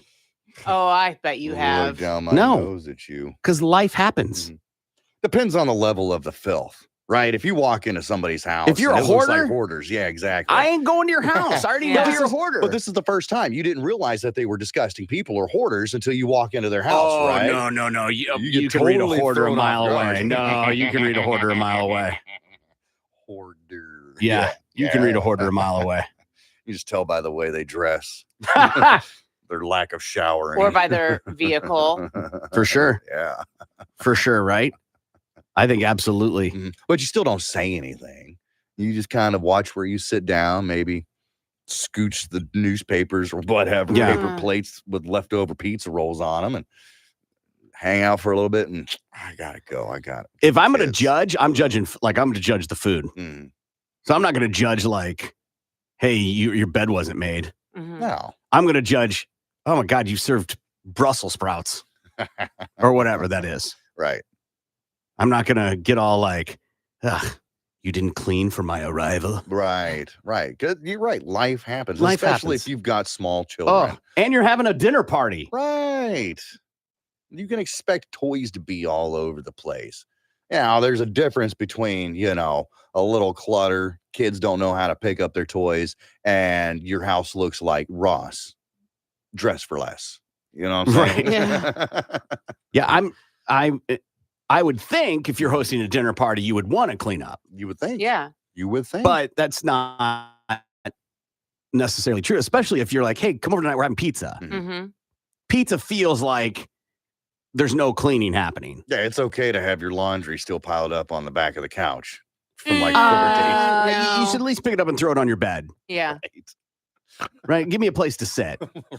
Right. Just move the panties over. It'll be fine. It's always like, I've gone and I stopped getting in the car with this person when I went to get in their car and they're like, hold on. And they had to like unload a bunch of stuff from the seat and the floorboard into the back seat so I could sit down. Yeah. And I'm like, you invited me to get in your car. You should have had that fixed up beforehand. Or just don't invite me into your car. I'm with you. Right? If you don't have a place for me to sit, what are you doing inviting me over? I just like the company. I'm not a charity. Yeah. So that would be, I'm judging food. What do you judge? What's your judge when you go to someone's house? If it's Cleanliness. like cleanliness? Probably, yeah. Especially if you're having a dinner party. Yeah, I might do that too. Uh-huh. Gimpy? Definitely cleanliness. That it doesn't have to be sparkling like you walk in and everything's ting, ting, ting, ting, ting, No. But if you're inviting people over, dinner party, or just to hang out and have a smoke sesh, you might want to just kind of pick up the bulk of Smoke things sesh. first, You're so right? bougie. Yeah. Right. You're going over get high and you're like, man, the house was so dirty. Yeah. So dirty. Well, yeah, if you gotta, you can't put your soda down or your water down on the table because it's littered with empty cans. Right. Yeah, that's what Right. I'm talking about, man. Yeah. Go get a damn trash bag, But if- clear off the tables, and it'll be fine. Yes. I'm not saying you have to run the vacuum. Right. All right. Just don't make people come in and be like, oh God. Oh. God. And furthermore, Susan, if it smells a little bit, just spray something. Just spray something in the air. You don't want to walk into somebody's house and get hit with a brick wall of stank. No. Yeah. Yeah, but you got to be careful too. Don't go crazy, right? If you're unloading half a can of Lysol, right. You're obviously covering up a something smell. up. Yeah. Yeah. Right? Which will reveal itself in a In little due bit. time. Yes. It's not permanent. It smells like wildflowers and ass. Yeah. Is it Febreze? Mhm. And mold. Febreze is literally advertised up stink, Absolutely. Yeah. which means you have a problem if there's stink in the Yeah. house. What about a toilet bowl that's got a pink ring in it? I'm not judging that. Gross. It's pink mold. Gross. Yeah. It's mold Gross. Yeah. in the toilet bowl. Yeah. That's okay. Ugh. Now, I mean, there's a difference between is there sitting urine or like, Mr. Hanky, is he taking Skid a little marks. swim right there? There's some rubbing is racing. Right. Like, Gross. previous person was a freckler. I get what you're talking about. Yeah. Dude, that happens, bro. That happens in everybody's house. I'm hoping that you would, at least go in there and take that little brush and whirl around a little Yeah, bit. but you didn't. You didn't exactly. But I mean, it is what it is. Everybody poops. Everybody has that, whatever you may need a knife for. It's okay. Bidet, dude. Bidet. Bidet. Right. I get it. That cleans the skid marks off of your end, but I mean, this is down on the porcelain. I don't think it works like that. Eat some fiber. What's the strangest type of bird that you'd be willing to eat, such as a shoebill stork? Hmm. You know what a shoebill stork is, Lindsay? No. Look it I up. mean, Look up shoebill stork. Shoebill stork. It will, if I remember correctly, this is a very bizarre looking bird. It almost looks human-like. Giant honking It schnoz. is terrifying. Yeah. It will haunt you in your nightmares. And if I remember right, it makes a horrendous sound. Yeah. A very loud noise. It's not like a beautiful Yeah, chirping yeah. or anything. It's a very loud noise. mm-hmm. The shoebill stork. You see it? Yeah. Okay, so what is your pick Um, gonna be? Probably a. What's the one? What are the We call him. My husband calls it a Harry Truman, and that's not what its real name. We see Dropping bombs? Huh? Is it just dropping bombs everywhere it No, flies? it's the. Now I can't even think of the real name of it. You see them all a blue herring. Is that what it is? Blue herring. What? Isn't that a fish?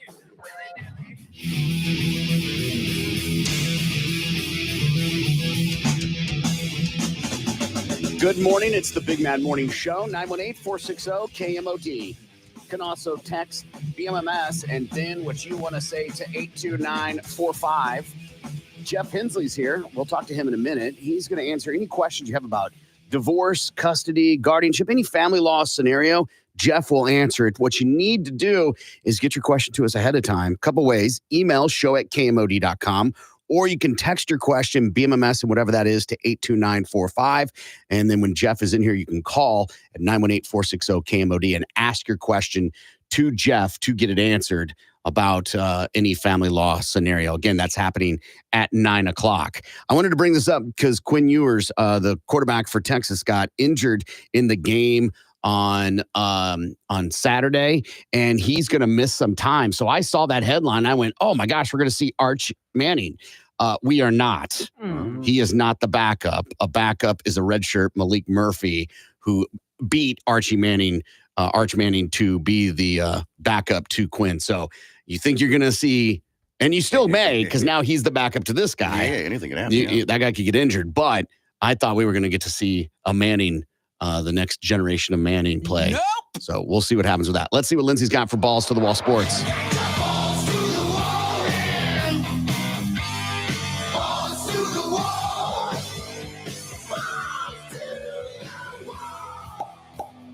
In Major League Baseball, the Giants could be targeting Bob Melvin as their new manager. ESPN reports San Francisco will interview Melvin after he was given permission by his current team, the San Diego Padres.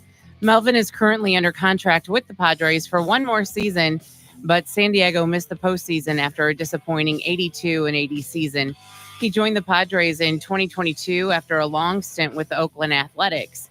The 61-year-old Melvin could replace Gabe Kapler, who was fired back in late September.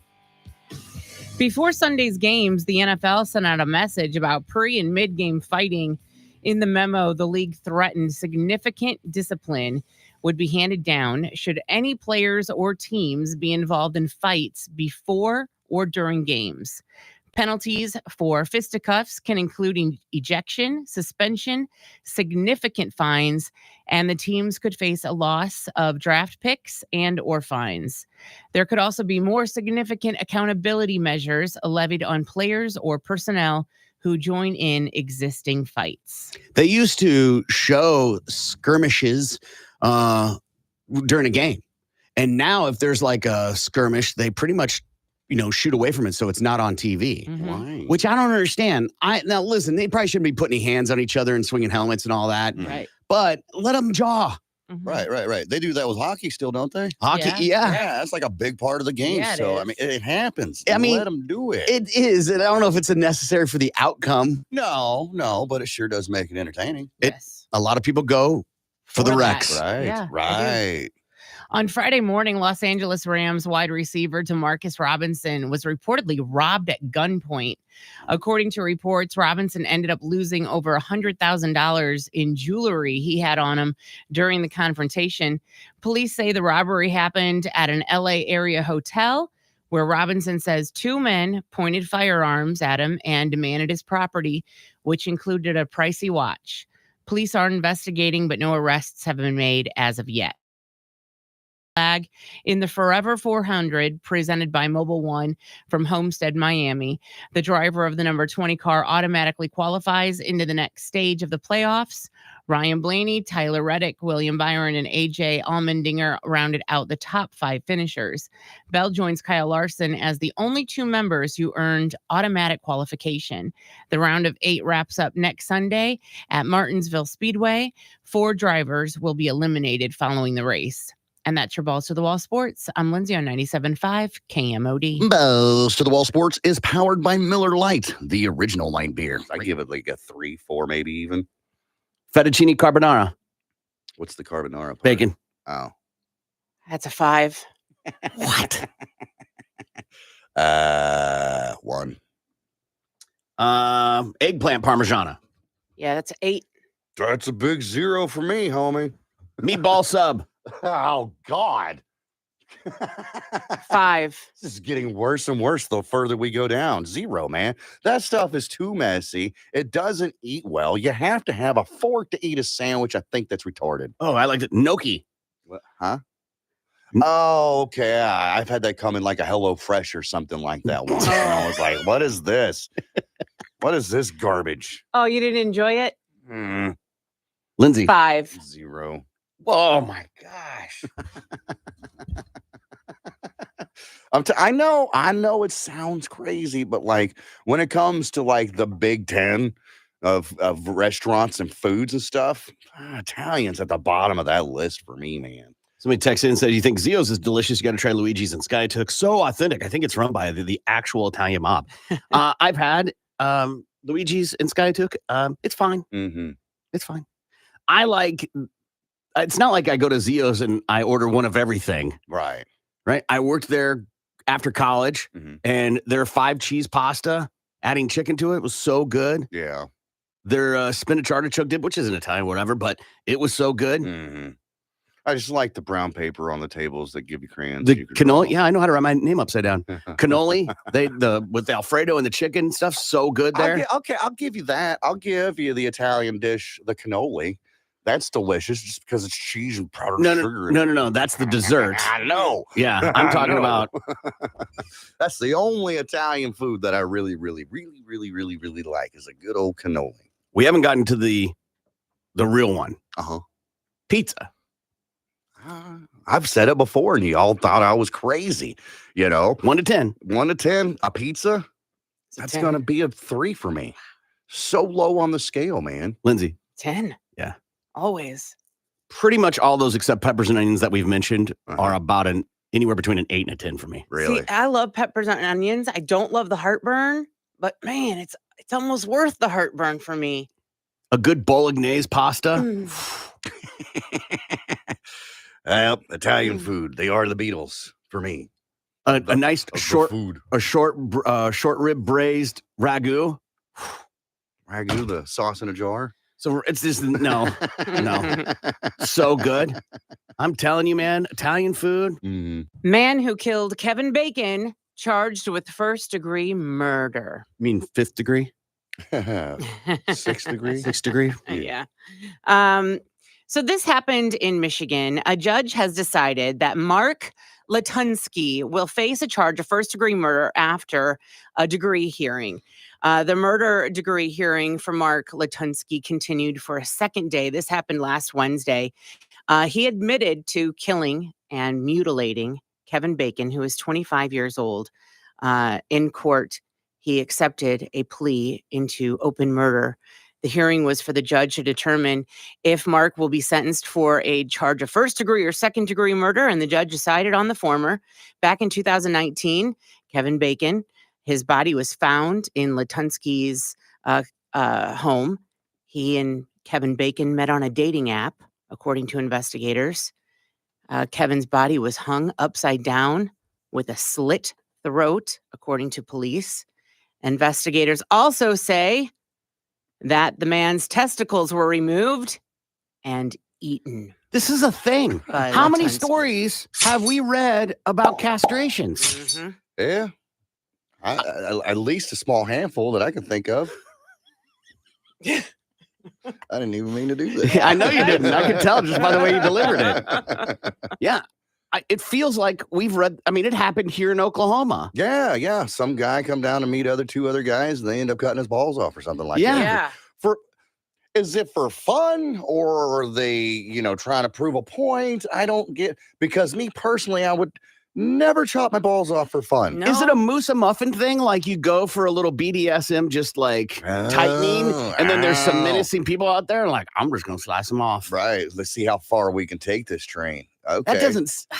Mm, I cannot piece together these stories. This is one of the stories we do that I'm like, I don't get it. right. I don't get why it happens. I don't get the people that are up for it. Mhm. Not that this was a willing participant. We don't Right, know that right, part. Right. The only thing that I can think of is obviously there's some kind of mental issue where the person whose balls are chopped off maybe has like a sex addiction or something to that effect, and they think that that's the only way they can get over it. The only way that they can cure themselves is to cut off that part of the body. Castration. Okay. Yeah. So therefore, they won't have that sexual desire anymore. Whether it's raping babies or Like just, dogs. Yeah, that too. The idea that that's what you do to dogs, so they don't want to hump. Yeah, absolutely. I think this is more of a Jeffrey Dahmer situation where the guy, they met on a dating app. The guy came over to the guy's house and he ended up tying this guy up. Yeah, I'm not buying then- that because then there would be more. This isn't, you know what I'm saying? You don't go, I understand there's a first time for everything, but you're not going to be like, well, I think next time I'm willing to take a step further, get the skillet out. Right. Right. I wonder That's if also, these taste like. it's also an important feature. Mhm. Did he cook them or did Right. he eat them raw? Right. Because eating a heart of a deer is not an uncommon thing. Sometimes straight out of it, sometimes cooked. Right. Even your Rocky Mountain oysters, bull balls, bull butter. Mhm. People eat those, but they don't eat them raw. They don't eat them raw, No. right? As far as I know, they don't. If you do, that makes you a little weird, and I don't think we should be friends anymore. The idea that these two crazy people found each other, if that's the case, Mhm. God, the universe is insane. Imagine the life know. they could have had if he would not have died. I think they had the life they imagined. He just ended up dead and ballless. I think again, we don't know the motive of the other person from the story, Yeah. but that sounds like that was the motive of this guy. He literally was like, whatever you want to do, Judge. Right. Mhm. Right. Apparently, and I dug into this guy a little bit. He had a master's degree. Like he was Oh, pretty, yeah. like, I mean, he was The Unabomber had a master's. He was, come on. Yeah, true. Yeah. Did you get that online nowadays? Sentencing for him will be held on December 15th. I saw a thing yesterday online. I don't know if it's true, but you know how they caught the Unabomber? They caught the Unabomber. He was such an elitist. Like he thought he was so much better than everybody else. He couldn't stand the phrase, have your cake and eat it too. Yeah. And because he's like, that makes no sense. He was like, you can't have your cake and then enjoy it, like some other phrase. Mhm. Yeah. And so he wrote this manifesto that got printed in the paper. Mhm. And his sister-in-law, who always thought he was a little off his rocker, was like, I think this is your brother. Went to her husband and he looked at it and was like, I don't think so. And then read the line that his brother was one of the only people who ever said, Mhm. you can't have your cake and then enjoy it as well. Right. Oh. It's like, And that's how they okay. got him. Wow. Ooh, damn it. Ted Kaczynski. Man busted for beating. Also, he was one of the people that did the acid experiment where they gave everybody a bunch of acid to see how they would Oh, yeah. react. Okay. And he went crazy and he never forgave them. Well, that would make sense, but no reason to go and send bombs through the mailbox. Yeah, Just saying. universities and bombs and airplanes. Right. The Unabomber. Thought we'd do a little fill in the blank news. I'll read part of a headline, leave part of it out. If you can guess the blank part correctly, good on you. First one, Mattel introduces blank Barbie doll. Mattel introduces blank Barbie doll. That's fun because they got so many different ones now. They've got prosthetic Barbie. They've got slightly overweight Barbie. Pregnant Barbie. Pregnant Barbie. I'm trying to think of the other Barbies that I've seen at the store. They think it's got a- a handy-capable Barbie in a Yeah. wheelchair. Think it's a transgender Barbie? Wouldn't surprise me. We'll go with trannies. If you've seen the movie, you know Kate McKinnon is a breakout character in the movie. Weird Barbie from the hit movie Barbie is getting its own doll. The doll, inspired by Kate McKinnon's character, and is complete with a pink baby doll dress, short, spiky blonde hair, and pink and blue highlights, squiggly forehead line, and a circle around her eye. Announcing the doll on Instagram, Mattel wrote, Barbie knows what it's like to play just a little too much. The Barbie movie has earned more than $1 billion at the global box office, making it the first film solely directed by a woman to ever cross that mark. Funeral home is offering blank themed coffins. Funeral home is offering blank themed coffins.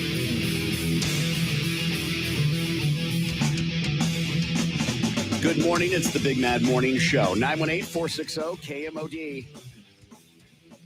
Jeff Hensley is here. We will talk to him in a minute. If you got a question about divorce or custody, guardianship, any family law scenario, he can answer it. Get your question to us.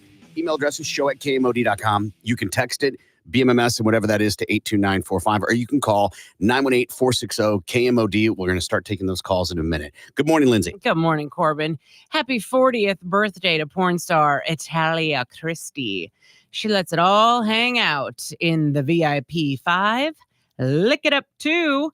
Savor the flavor. Wedding bells, gangbang, and lip smacking good. Good morning, Gimpy. She looks like she's got a drug problem. Hey, good morning, Corbin. Hey, we got our contest for the Battle of the Bands going on right now. It's where you get the band together and you submit your one song. That's all we really need. We don't need 2 or 3 or whatever. Just one song. Send it over there. Hit up the contest page, KMOD.com. We'll go through them. We'll pick some winners, and the top 2 will open up for Ender at this year's Cancer Sucks concert. All right, qualifying people for Bedlam. We've got Jared Wazlowski of Broken Arrow got qualified for Bud Light Bedlam. Somebody is going to win a pair of tickets, so go see the last OU-OSU game, along with some Bud Light swag, $100 Visa gift card, and a case of Bud Light. You got to get qualified. You can only get qualified with the Big Mad Morning Show. Your next chance is tomorrow morning at 6 a.m., and it's from Bud Light 97.5 KMOUD. Join us in the studio is Mr. Jeff Hensley of Hensley & Associates. Good morning, sir. How are you? I'm doing well. How are you? I'm great. Jeff is here to talk about anything that has to do with family law, divorce, custody, guardianships, adult guardianships, name changes, anything that falls under family law. Jeff can answer those questions right now. 918-460-KMOD. You can also text BMMS and then whatever your question is to 82945. A couple email ones that came in. I was served with divorce papers. What would happen if I don't respond? Also, will I receive a copy of the divorce if I don't respond? Yeah, so what happens is if you choose not to be part of the program, if you will, then they could file a default against you. And if so, then yeah, you're supposed to receive a copy in the mail after that. So, yeah, I mean, you can sit back and say, look, I'm not going to mess with this. I don't want to be involved in it. The old idea of, well, I'm not granting you a divorce. Well, okay, we'll just default you and move on from there. So, right, it's not your choice. Right. Not, at least, that doesn't exist anymore. We see that obviously a lot in the movies and TV shows and things, but that doesn't really exist. So with, choose not to be involved, then they'll default you and you'll receive a copy in the mail and that'll be it. But bear in mind that if you choose not to be involved, that means they get whatever they ask for. So be forewarned. If you're not involved, will it still be 50-50? Well, it should, but that doesn't mean that that's what will happen. More than likely, they'll just take everything and go from there. So, but like if there's debt or something in that regard, they may stick you with all of it. Really? Yeah. I mean, that's the thing is if you choose not to be involved in the process, then, they're going to do whatever they ask for or whatever it may be. So just, don't ignore it. This kind of falls along the same lines. It says, I filed for divorce from an abusive man. He says he's going to file a motion to dismiss. This seems crazy since I filed the divorce papers. Can he actually get a divorce stopped? No, doesn't work that way. Sorry. But we see this a lot. Now, in this example, it's I'm going to file a motion dismissal. Right. People try to play like they know the court system better than you, right? Well, not you, Jeff Hensley, you, the other person. I mean, absolutely. I mean, it's an intimidation factor. And it's one of those things that people just pop off and say whatever they're going to say to try to intimidate the other side sometimes when, they don't work in the court system. They don't do things day in and day out like we do. So, it's one of those things that I always tell people, consider your source. Jeff is here from Hensley & Associates to answer your questions about divorce custody, because don't take their word. Get the clarification from somebody who actually does this every day. 918-460-KMOD. You can also text BMMS and then whatever your question is to 82945. This one says, my children of 10, 9, and 6 have visitation with their father, and they came home today and told me that he punched my son in the head a few times and smacked my daughter open hand in the face. Will their word be enough to take away visitation? I'm angry and scared he might do more than that if I'm not around. I want to file for divorce, but my husband says he will take everything. Nope, sorry, that's separate. I didn't put a return there. So I'm angry and scared he might do more than if I'm not around. Right. So, you know, that's why we get guardian ad litems in cases like this when we have those kind of, I mean, and sometimes it's noticeable. I mean, maybe there's bruising, maybe there's whatever. I mean, has she contacted him and say, hey, what's going on? Why did you do this? What happened? Is it really, did this really happen? I mean, some kids can exaggerate. I'm not saying things don't happen, okay? So please don't misunderstand me. Sometimes there's exaggeration. Sometimes there are kids that know how to play the system and know how to get what they want out of one side or the other. And sometimes it's absolutely real. And that's why we want to do our due diligence in finding out what's going on before we start filing stuff, for sure. Because whatever you file, you've got to back up and you've got to be able to show that it's accurate. So, but if your kid comes home and they say that the other party punched them in the face, involve the police at that moment, right? Well, yes and no. I mean, the thing is you've got to find out if it's true or not. I mean, I hate to say that, but I've seen too many cases where something has been made up because the kids want to switch visitations or they want to, not go see somebody or something and find out in reality it's not. So I hate to be hesitant about that. I'm not trying to be, other than to say you've got to make sure that what you're claiming is true, because then you have to back it up. Because it could have very serious consequences should it not be true. And I just want to make sure we're being very clear on this. You're not saying don't involve the police. You're saying get some at least backup information, right, a visual sign, something yeah, else other than just their word. Right, exactly. Jennifer is on the line. She's got a question. Jennifer, go ahead. You're on with Jeff Hensley of Hensley & Associates. Hi. So I have a visitation order with my daughter's dad, who I currently have a protective order against, but my daughter doesn't. Okay. She went to see him this past weekend, and he's refusing to give her back to me. Okay, then we need to do a writ of assistance and get her brought back to you. Why is he refusing to bring her back? Besides being a jerk. He said he's just keeping her for the foreseeable future. Okay. You give your name and number to Gimpy, and I will call you and we'll talk about getting a writ of assistance and getting her back. That's ridiculous.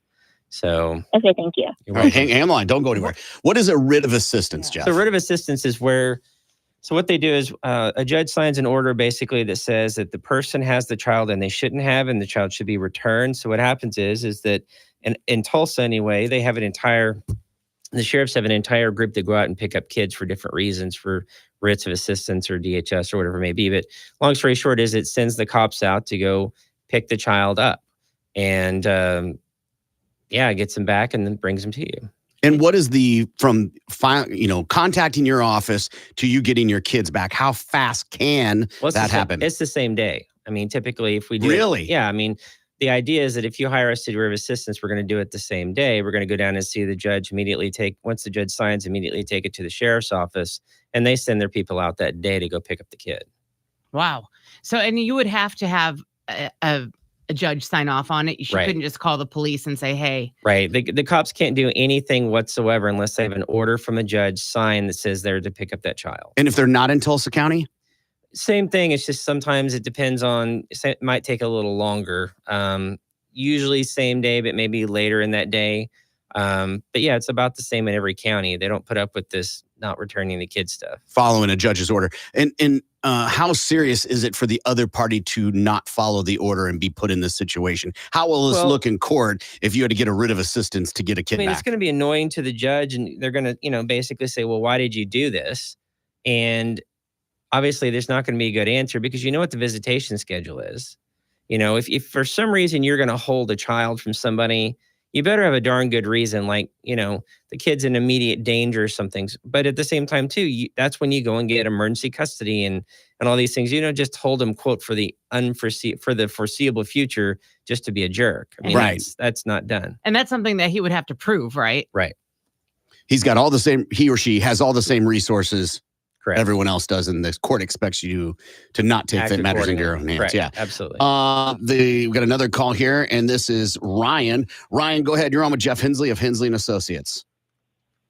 Hey, how's it going, Jeff? Morning. I recently got put into a situation that I'm going to need to get guardianship of my grandparents, or at minimum, a power of attorney.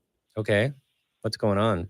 And, well, they need 24-hour care, and so we need to go in a home soon. Right now, they get all that care at their house. and my mom passed away recently.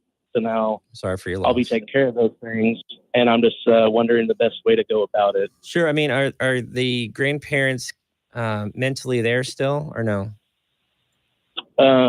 Very little. Okay, so the reason I ask is for someone to be able to grant a power of attorney over them, they have to be cognitively there and be able to make that decision. So what we do is we'll go after a guardianship at that point, obviously because they need the care and they need the help. So if you give your name and number to Gimpy, I'll give you a call and we'll talk about getting that done for you. Okay. Hang on the line, Ryan. And they're the kind of the same thing. They just have different terms because one is permission given, another is a court says it's okay, right? I mean, that's one way to put it, I guess. Yeah, I mean, that's a good way to kind of break it down. I mean, the idea is that if you're going to grant a power of attorney over you to somebody else so they can make decisions for you, you've got to be able to mentally know, because the other part of power of attorneys is they can be terminated any time. They're not permanent. I mean, so if I give one to you over me, Corbin, and I, to be able to sign some paperwork or do whatever, I can come back and then say, okay, it was only for that. And now it's over with. All right. But when they're to the point where they mentally can't make those decisions, then it becomes a point where you have to do a guardianship so that you can make those medical decisions and those financial decisions and those things of that nature. How does one take away power of attorney? Because if I'm not mistaken, power of attorney isn't a document a judge signs. It's not, but it's revocable at any time. So in other words, you can say, sometimes you'll put a day certain on there or an item certain on there or something of that nature, but it's always revocable. You can always come in and say, well, I'm taking this back. You no longer have power of attorney over me. And I no longer grant you that power. A text. Does it have to be something that you can provide? Correct. Some sort of communication. That's correct. Jeff Hensley's joining us from Hensley and Associates. This text says, can Jeff handle and prepare a marriage agreement / prenuptial document? Yes, we can do prenups. Marriage agreement, the same thing? Yeah. I mean, basically. I mean, it's broken down kind of the same way, but yeah, we do those. Give us a call. I'll be happy to help you with them. And what kind of pre-work should you do to before a meeting with you about a prenuptial document? I mean, you want to break down exactly what you want covered on there. I mean, as far as, assets and things of that nature, you've got to know exactly what you want to put on there so that we can make sure it's all correct and, your estate or assets or whatever protected. So listen to this email. I'm afraid this is more common than I think people realize. How do I file for divorce when I have no idea where he is at? We don't have any property or children together. And how much roughly will it cost? I don't have much money. So, I mean, it's, costs vary from case to case. But when you're talking about not being able to know where someone is, again, you do a due diligence search. You try to find them. You try to get them served. If you can't physically find them, you file a motion to publish with the court, and the court grants that. And we publish in the newspaper, and it moves forward still. So there's ways to do it. You just have to go through the steps beforehand to get there to the motion to publish. But just because you don't know where someone is doesn't mean you can't get the divorce granted. Yeah, but I imagine there are people out there that think, well, I can't find them, so I probably can't get divorced. Right, which isn't true. So give me a call and we can work through that. Which is why we do this, and we even provide a free consultation, Jeff, we'll get to, because there are so many things out there you think are a certain way because A, another party told you, or B, the movies have depicted it that way, and it just doesn't, that's just not the way that it works. Another one that came in, click my screen away. Another one that came in says, I want to file for divorce, but my husband says he will take everything I own. No. Again, back to just whatever another party's telling you. Right. You're just taking their word. Again, it's an intimidation factor. It's a anger. It's I'm going to destroy you and take all your stuff. And you're not going to get a dime from me. And that 401k is mine. I'm the one that worked and you didn't. Wrong. Okay, the law says equitable division, right, which is typically 50-50. So if it's something that is, grown or been gotten from the date of marriage to the date of separation or the date that we file for divorce, you're entitled to half. So don't listen to them. Again, consider your source. I mean, again, it's all about intimidation at that point. If they're being angry and saying, well, you'll never see your kids, or I think you've been a crappy husband or a crappy dad or not a good role model, and you're not going to have joint custody and you're not going to see bull. It says, do we have to make full financial disclosure if we have reached an amicable agreement, and will it delay the divorce if we don't? And if you've reached an agreement on all issues, I mean, that's what we can turn into a decree. But understand that should you not, if all the things financially that should be told are not included in that decree, you could face issues down the road for failure to disclose. So there you go. Be forewarned. I have had sole custody of my child ever since he was 3 years old. His father signed custody over to me. No. When my son hit 8, his father tried to get custody, and the court said, I have sole custody. If it has been 3 years since that has happened, and his father hasn't tried to contact him anyway, not a phone call or anything since, is there anything I can do to keep him from seeing him at all? No. I mean, let's talk about the first thing that you commented on, and that is that he signed. He called it kitchen table deals. Like that's not a thing. Yeah, it's not a thing. I mean, he may have allowed her to have sole custody and not fought for joint. Okay, that may be the term, and maybe it's a lack of understanding of, general colloquialisms as far as modern day language that we use. Okay, so all I'm saying on that is maybe she's got her terms mixed up. But if she has sole custody, that means she makes sole decisions on life-altering things. Okay, so major medical, major dental, major optometrical, schools, religion, those kind of things. All right, but that doesn't mean that he can't make decisions on haircuts and teeth cleanings and things like that. Okay, so but she can't prevent him. I mean, what could happen is he could, if he's got some sort of visitation now, and he hasn't used it in 5 years, and he comes in and tries to start using it. Okay, she could go to the court and say, no, it's been too long. There needs to be some sort of reconciliation therapy so that they can, reacclimate to each other and all those sorts of things. That can happen. That can very well happen. But unless if he's had no contact and has paid no child support, and she's remarried, or she does get married, then there's a possibility that we could do an adoption. So there's a possibility you could prevent him from seeing the kid again, but only in very specific certain circumstances. Last one here says, I'm paying the most child support that my hourly wage allows, plus premium benefits for me and my child. My kid's mother still has sooner care for him. Is there a way or reason as to why I have to have benefits for both of us? So he's saying the mom has sooner care, which he then has to reimburse the state for, right? And then he's covering. No, he wouldn't have to reimburse necessarily. I mean, there's only, in that kind of case, more than likely, there's no cash medical owed to the state on that point. And typically this happens a lot where we see that somebody's got sooner care and the other side has regular insurance. And so the kid's just double insured is what it amounts to. The first care costs, the first insurance used would be the sooner care, and then the second would be the other insurance. But does he need to do that? Well, he's required, if he's the obligor or the person who pays the child support, he's required to have insurance on the child, even if the other side has insurance on the child. Oh. The obligor under the law is required to keep insurance on the child if it's available. That feels like she could potentially, and this is not a legal term, sticking it to him.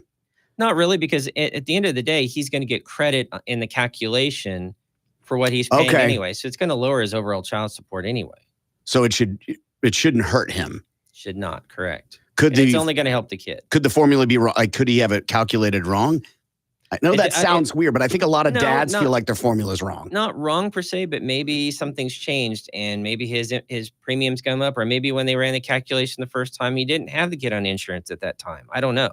If you want help with that, give us a call. We'd be happy to run through all that with you and see if you've got the right numbers. The things change constantly. It's a evolution, and you should make sure you get the right advice. And that's why Jeff and the folks at Hensley & Associates give a free 15-minute consultation over the phone. 918-398-5692 for Hensley & Associates. 918-398-5692 for Hensley & Associates. Mention KMOD, get a free consultation over the phone, and you guys now practice in other areas of the law. Right. So with our Pawhuska office, and even though it's up in Pawhuska, we do all sorts of other things too. So that would include anything other than family law. If you've got a car wreck to deal with, or you've got, been hurt by somebody in the medical field, or if you've got a contract that needs to be reviewed, if you've got an issue with somebody who's recently passed away and you've got a probate issue, or you need a will drafted, or something of that nature, anything outside the family law realm, that office does, and they do a great job doing it. Even if it is in Pawhuska, we can do it all over the states too. So Don't let the location of the office worry you. Your best bet's just to call and get that free consultation. 918-398-5692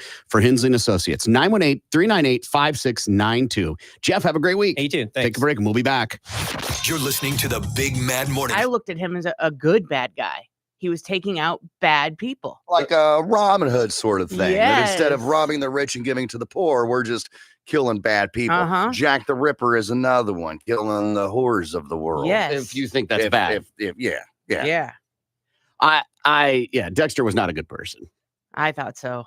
I thought he was good. But he was hurting people. He was killing people for minor things, not huge infractions. Some of them bumped into me at the grocery store. Some of them, sure, but not all of them. No, he wasn't doing it for bumping into me How at the grocery dare you store. take the last bagel at work? I've got the longest running game shows in television history. Fun. You want to guess one? Jeopardy. Jeopardy's on here. Yeah, Wheel of Fortune. Wheel of Fortune, of course. Mm-hmm. The Price is Right. Price is Right, of course. Okay, so those are the three basics. What about Press Your Luck? No. Yeah. So, Who Wants to Be a Millionaire? Really? 22 years. Password, 23 years. The Pyramid. What's My Line? 24 years. Pyramid, 25 years.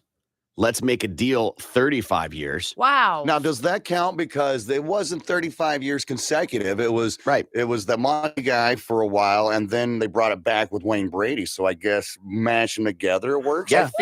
I feel like it should be consecutive, like Price is Right, Wheel of Fortune, and Jeopardy. Those are all consecutive years. Yeah, I think if you work at KMOD and then take a break and come back, you get X number of years. Okay. Right? Alrighty then. Family Feud, 40 years. Okay. Wheel of Fortune, 48 years. Jeopardy, 54 years. This show I've never heard of because it's in another country. Des Chiffres et de Lettres. Sure, easy for Numbers and Letters, 56 years. It's still on today. Price is Right, 60 years. So that's the longest. Price is Right. Price is Right, yeah, Wow. is the longest one. Or is it going to be a thing that comes out like it did with Bob Barker that he had to kind of step away because he owed he like a miscusi. Oh, Yeah. I didn't think about that. Yeah. Well, it was a different time then. Right. I don't changes. Empathy towards humans. All right. 60 years is a long time, though, for a game show. Yeah, for sure. It just makes me wonder how long those are going to be on. Are they going to keep doing it? They're going to revamp it, make it different so they can keep that name going? Because really, that's all that people are going because of the name. People were watching because of the name, because they watched it growing up. You know, everybody knows that when you're sick and you're staying home from school, you're watching The Price is Right. Yeah. You know? I think shows like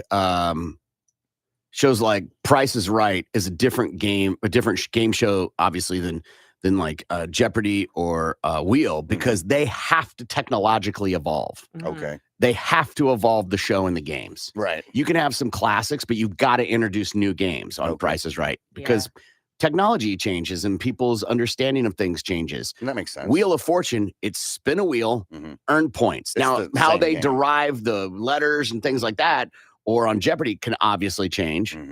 But overall, it's the same game. Yeah. There's no need to change it. Tic-tac-toe, celebrity whatever, doesn't last because you get annoyed. You get annoyed with just because you're famous doesn't mean you're awesome. Yeah. Hollywood Squares. Yeah, thank you. Yeah. And some of these other shows, that's why I like Pyramid, and like it runs its exhaustion level. That's why they don't do just Celebrity Wheel of Fortune. You want to see people that are like, quote unquote, you win. Right. It gives you hope and a chance that you could be on that show someday and you could win that money. The number of people that are like, to know someone to be on Wheel of Fortune is rare. Think about all the times they come through and recruit people, and then how many people from here actually get on the show? Not very many, if you think about it. So where do those people come from? Well, they recruit people. Some are up and coming actors. Like they tried, because they have to fill it. Lindsay's tried to be on game shows before. One of the hardest parts about being on a game show is that you have to fly out on your own, put yourself up, and you might get on the show. Right. They don't pay for you to be out there until you finally make the final cut. And when you're on the show, you might just get the minimum, which is like $1,000 now or something like that, which you're like, that's a lot. It is a lot. Not after hotel and airfare and expenses. In California. In anywhere. Yeah. You go to any hotel, you're not gonna, even if you're gonna stay at the Comfort Inn. Right. And if you are, it's still $200. You're there a week. That's $1,000. It doesn't matter where it's at. You ain't staying at the Sunnyside Inn with the satellite dish painted yellow. Right. With all the crackheads and whores. Well, I mean, you can get that anyway, any hotel, right? I saw this story circulating today about TikTok doctors warning the #1 position for penile fractures. Number one, 50. I want to make sure I get that. I would hate to fumble this. It's the most dangerous sex position, according to science. It's the cause of 50% of penile fractures. 50. That's a lot. So of all the penile fractures that happen, half are because of this sex position. What do you think, Lindsay? Doggy style. Okay, Gibby? I am going to say it is the reversed cowgirl. It is the reverse cowgirl. Which is my favorite by far. Sure. Yeah. Yes, all of them are good. Yes. Yeah, I don't know. Even plain old vanilla is good. Yeah. Yeah. The line of great is pretty thin from a guy's standpoint. Right. I mean, I guess it kind of makes sense because they're not looking and paying attention. But are you really looking and paying attention even if you're facing forward? You know what I mean? There's obviously no bones inside a penis. So it's a tear in the frenulum or the tunica albuginea. Sure. This is a rubbery sheath of tissue that allows for the penis to do what it does best. And that there is this new resurgence because of the doctor saying this on TikTok that people are like, oh, okay. So they're seeing more broken boners now because of the TikTok? No. The story of this being the #1 sex position for a broken wee-wee. Okay.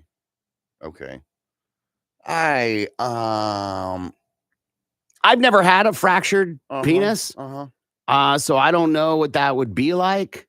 It's not fun. I mean, it didn't break or anything. You've had a fractured penis? I don't want to say fractured, but things didn't work out the way that it had, and it should have zigged when I should have zagged. You know what I mean? I'm glad you're saying this. I was hoping you would say this. Yeah. How would you know you have a fractured penis? You would have to go to a doctor to know for sure. So, I'm pretty sure, I'm just making an assumption here, that Gimpy did not go to the doctor in regards to his penis situation. No. So it's a self-determined diagnosis. Yeah, when you break an arm or a leg, when I slipped on the smallest patch of ice in the parking lot, there was an audible pop that happened. And that's how I knew that I'd broken my leg. When I broke my tooth on vacation, there was an audible pop that allowed me to know that I broke my tooth, and the tooth, fell on the floor or whatever. So when that happened, there was an audible.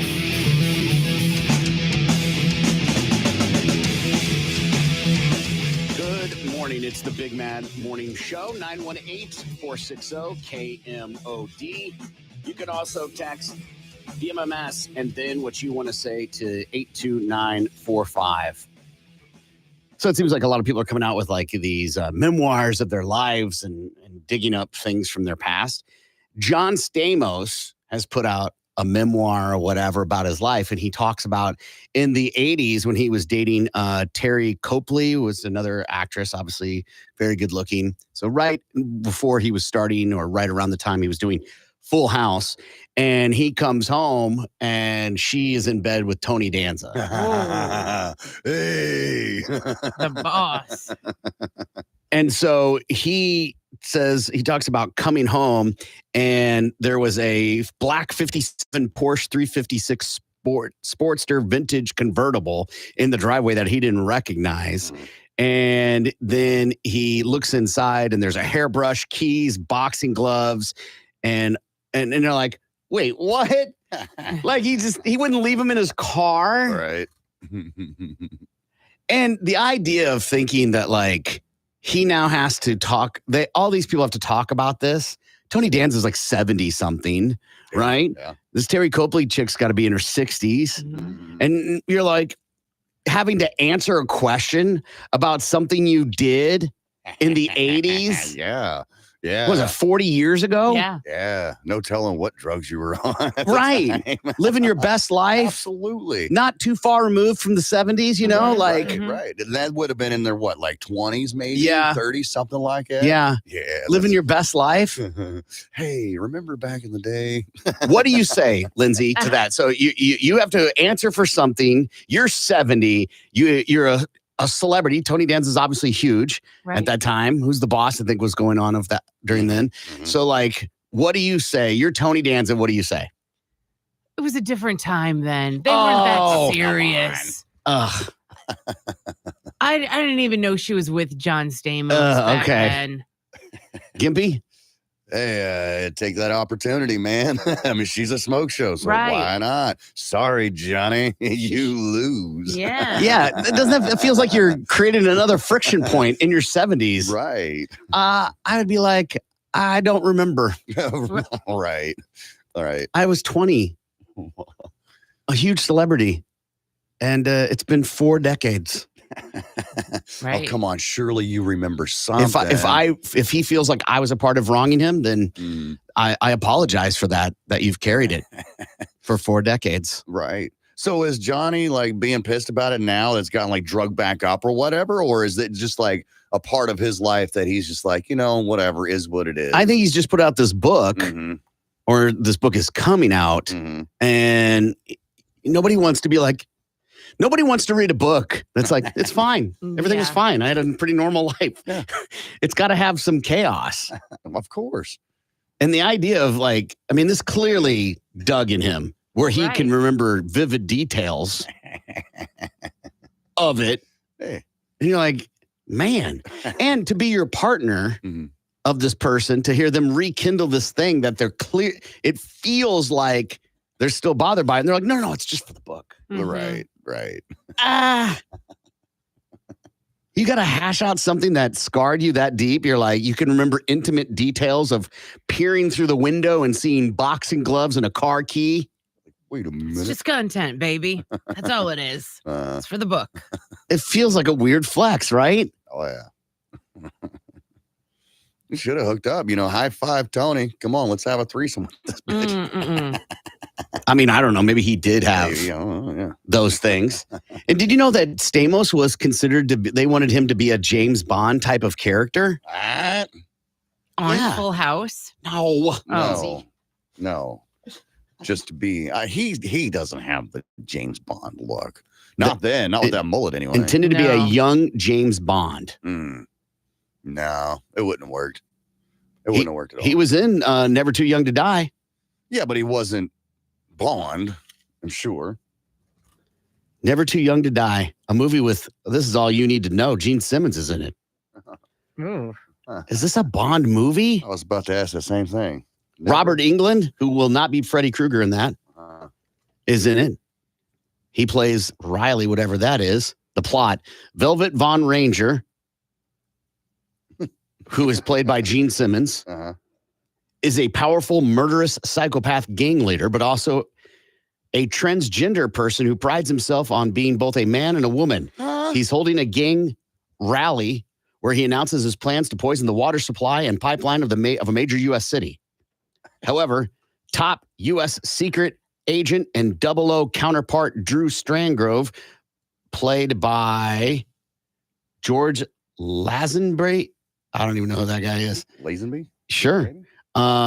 Steals a key component he needs to pull this off. After an action-packed shootout, Stargrove is surrounded by, and although he puts up a good fight, he's eventually killed by Gene Simmons' character. However, the component is not on him.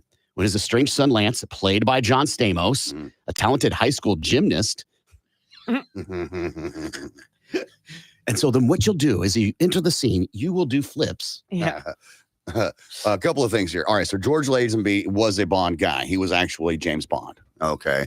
Secondly, if you click on the IMDb for this Never Too Young to Die, you can watch the trailer Mhm. on like a loop, and it is so screaming 80s. It looked like back then it'd be all right, but you try to watch now, you got silenced Uzis. So he played a James Bond. As we talk about James Bonds, his name's never come up. No, he doesn't. He played quite a bit. The George Lazenby guy, Yeah. right? Yeah, he played quite a few of them, but I don't think he was regarded as one of the better Bondsmen. He was after Connery, believe it or not. Yeah. Yeah, I don't remember seeing him in one. Mm-mm. That doesn't mean anything. I've seen a lot of them, but maybe I didn't. Yeah, Live and Let Die. I'm sure you've seen that one, right? I mean, That's I think one they've of done it a couple times. Yeah, that's one of the popular James Bond films, but like, They're all pretty popular. yeah, for the most part. But like on Her Majesty's Secret Service, I don't remember that one. The Man from Hong Kong, I don't remember that one. Yeah. But I do remember Live and Let Die. Nonetheless, this movie with John Stamos sounds like a giant turd. Oh, yeah. There's a nice little sexy scene there. Okay. Well, I wonder this has got to be on like Tubi. It sure is. Of course, it's on You'll Tubi, be right? watching it. Yep, and Pluto. I'll be watching it. Does John Stamos, or I'm sorry, does Gene Simmons not say no to anything? No way, No. man. God, good on him. Yeah, he is a whore. So wait, money. so what do you want me to play? We want you to play this transgender psychopath that wants to kill a bunch of people who will poison the water supply. And yeah, can you be that guy? Yeah, sounds good. No problem. Done. I got some off dates in August. Yeah, he's been on Family Guy. Who Wants to Be a Millionaire? Oh yeah. CSI Crime Scene Investigation. Oh God. He was in a TV show called Welcome to Sweden. Scorpion, some TV show called Scorpion. Mm-hmm. He was in some show called Kuka Uta Gassen, Sure. which is the Japanese television broadcast. Mm. He was in Hell's Kitchen. And he was on the Australian football grand finale. He was on that. Okay. Oh, they performed. That's what that doesn't count as your filmography. Get out of here. Movies. His last movie he did, In Search of Tomorrow, which is a David Weiner film. Mm. Armed Response. I'll go backwards, all right? Okay. So he's going to be in the new Scooby-Doo. What? Yeah.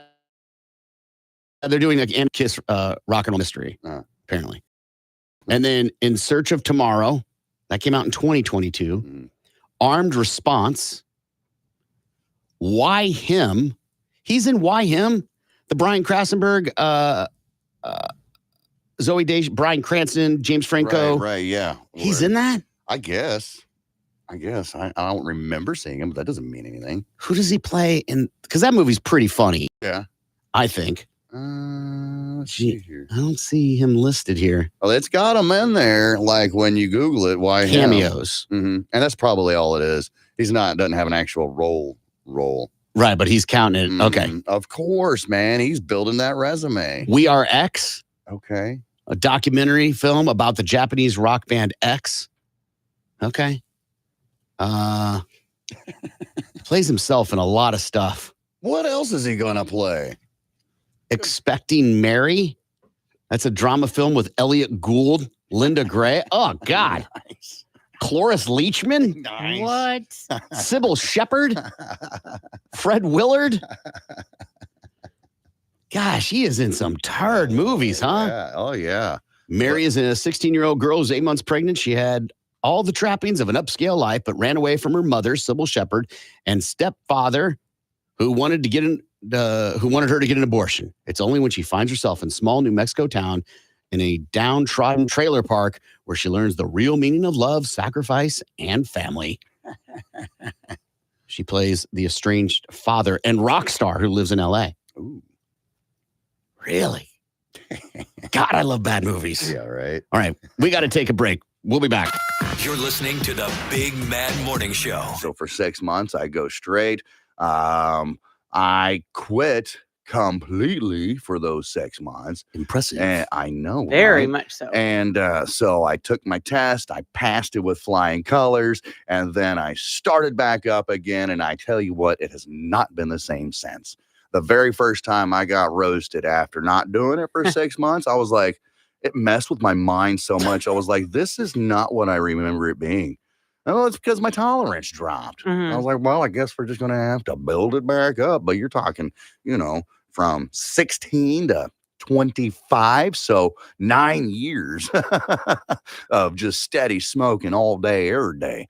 My tolerance was way up there. So I was like, I guess we'll have to start all over again. Challenge accepted. Yep. I worked at The Edge, and the company that owned them in another market, they own a newspaper service, and the newspaper, one of the delivery guys that delivered the paper in the morning to, the stands or whatever, hit a kid and killed a kid, and they tested him, and he was high.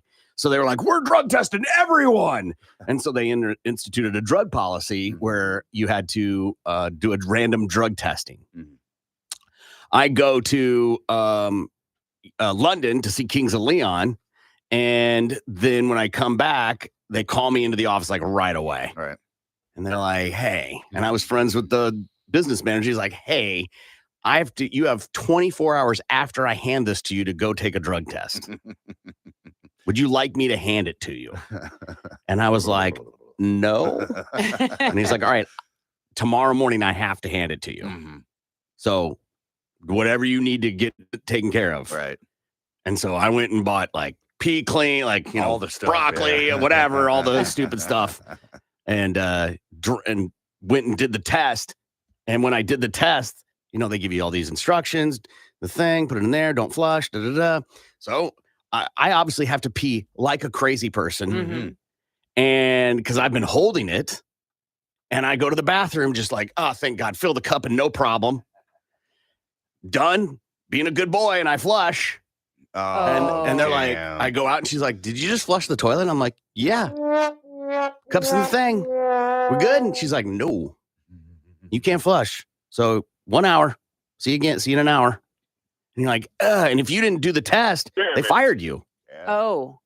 And I was like, So I went and ate and panicked. Went back and did it again and was like, did not flush.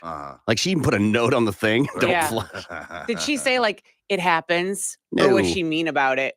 No, she wasn't mean about it, but she also wasn't empathetic. Yeah. Right. She's there to do a job. Right. She's seen all the tricks. You go in there and you're peeing like you're running out of, like you haven't peed in days. Yeah. He is well aware that you're trying to pass a test. They're not stupid. They've seen all the tricks. Yes. Yes. The question is, how many people lost their job there after that? Did anybody? Good question. No.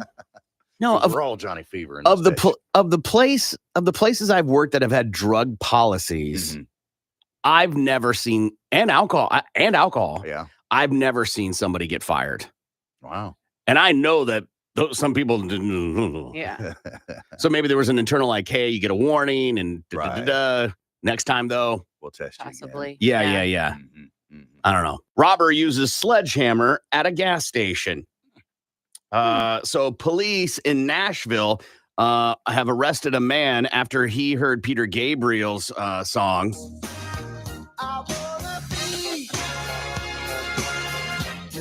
Good old Robbie Kelly heard that song, was like, that's a damn good idea. And he's charged with robbery. He was smashing the window of a gas station, climbed through a window to take cash and ciggies. He's in jail on $15,000 bond. Really just a reason to play Peter Gabriel. Absolutely. Ain't nothing wrong with that. That song right there, when I was DJing at Rumors, the second swingers club that I was at, that was the boss's favorite. And I swear I would hear it at least 4 times a night. And I'm like, can I please stop playing Peter Gabriel? Did he come over and be like, hey, man, where's my song? Play Sledgehammer. I want to hear. You throw on some Sledgehammer for me? Sure thing, Bobby. Gotcha. Right. I always love when there's like a DJ who's wiki spinning. That is an art. It is. Yeah. DJing and picking songs in a selected format to try and get people to dance on the dance floor or to create a certain energy in a room is 100% an art. Yeah. And then you got someone coming over going, "Hey man, will you play the Macarena?" And they're like, oh, because you don't want to say no, but you do. I'll see what I can do for you. Yeah. That's it. I'll see what I can do for you. And then they're like, well, here's a crispy Lincoln for you. And I'm like, ugh, all right, fine. I'll pay your Macarena for $5. $5? $5. That's so, that feels stupid to me. Well, it's better than what some of the people do. They would pay nothing or $1 to play. That feels, $1 feels fair. Good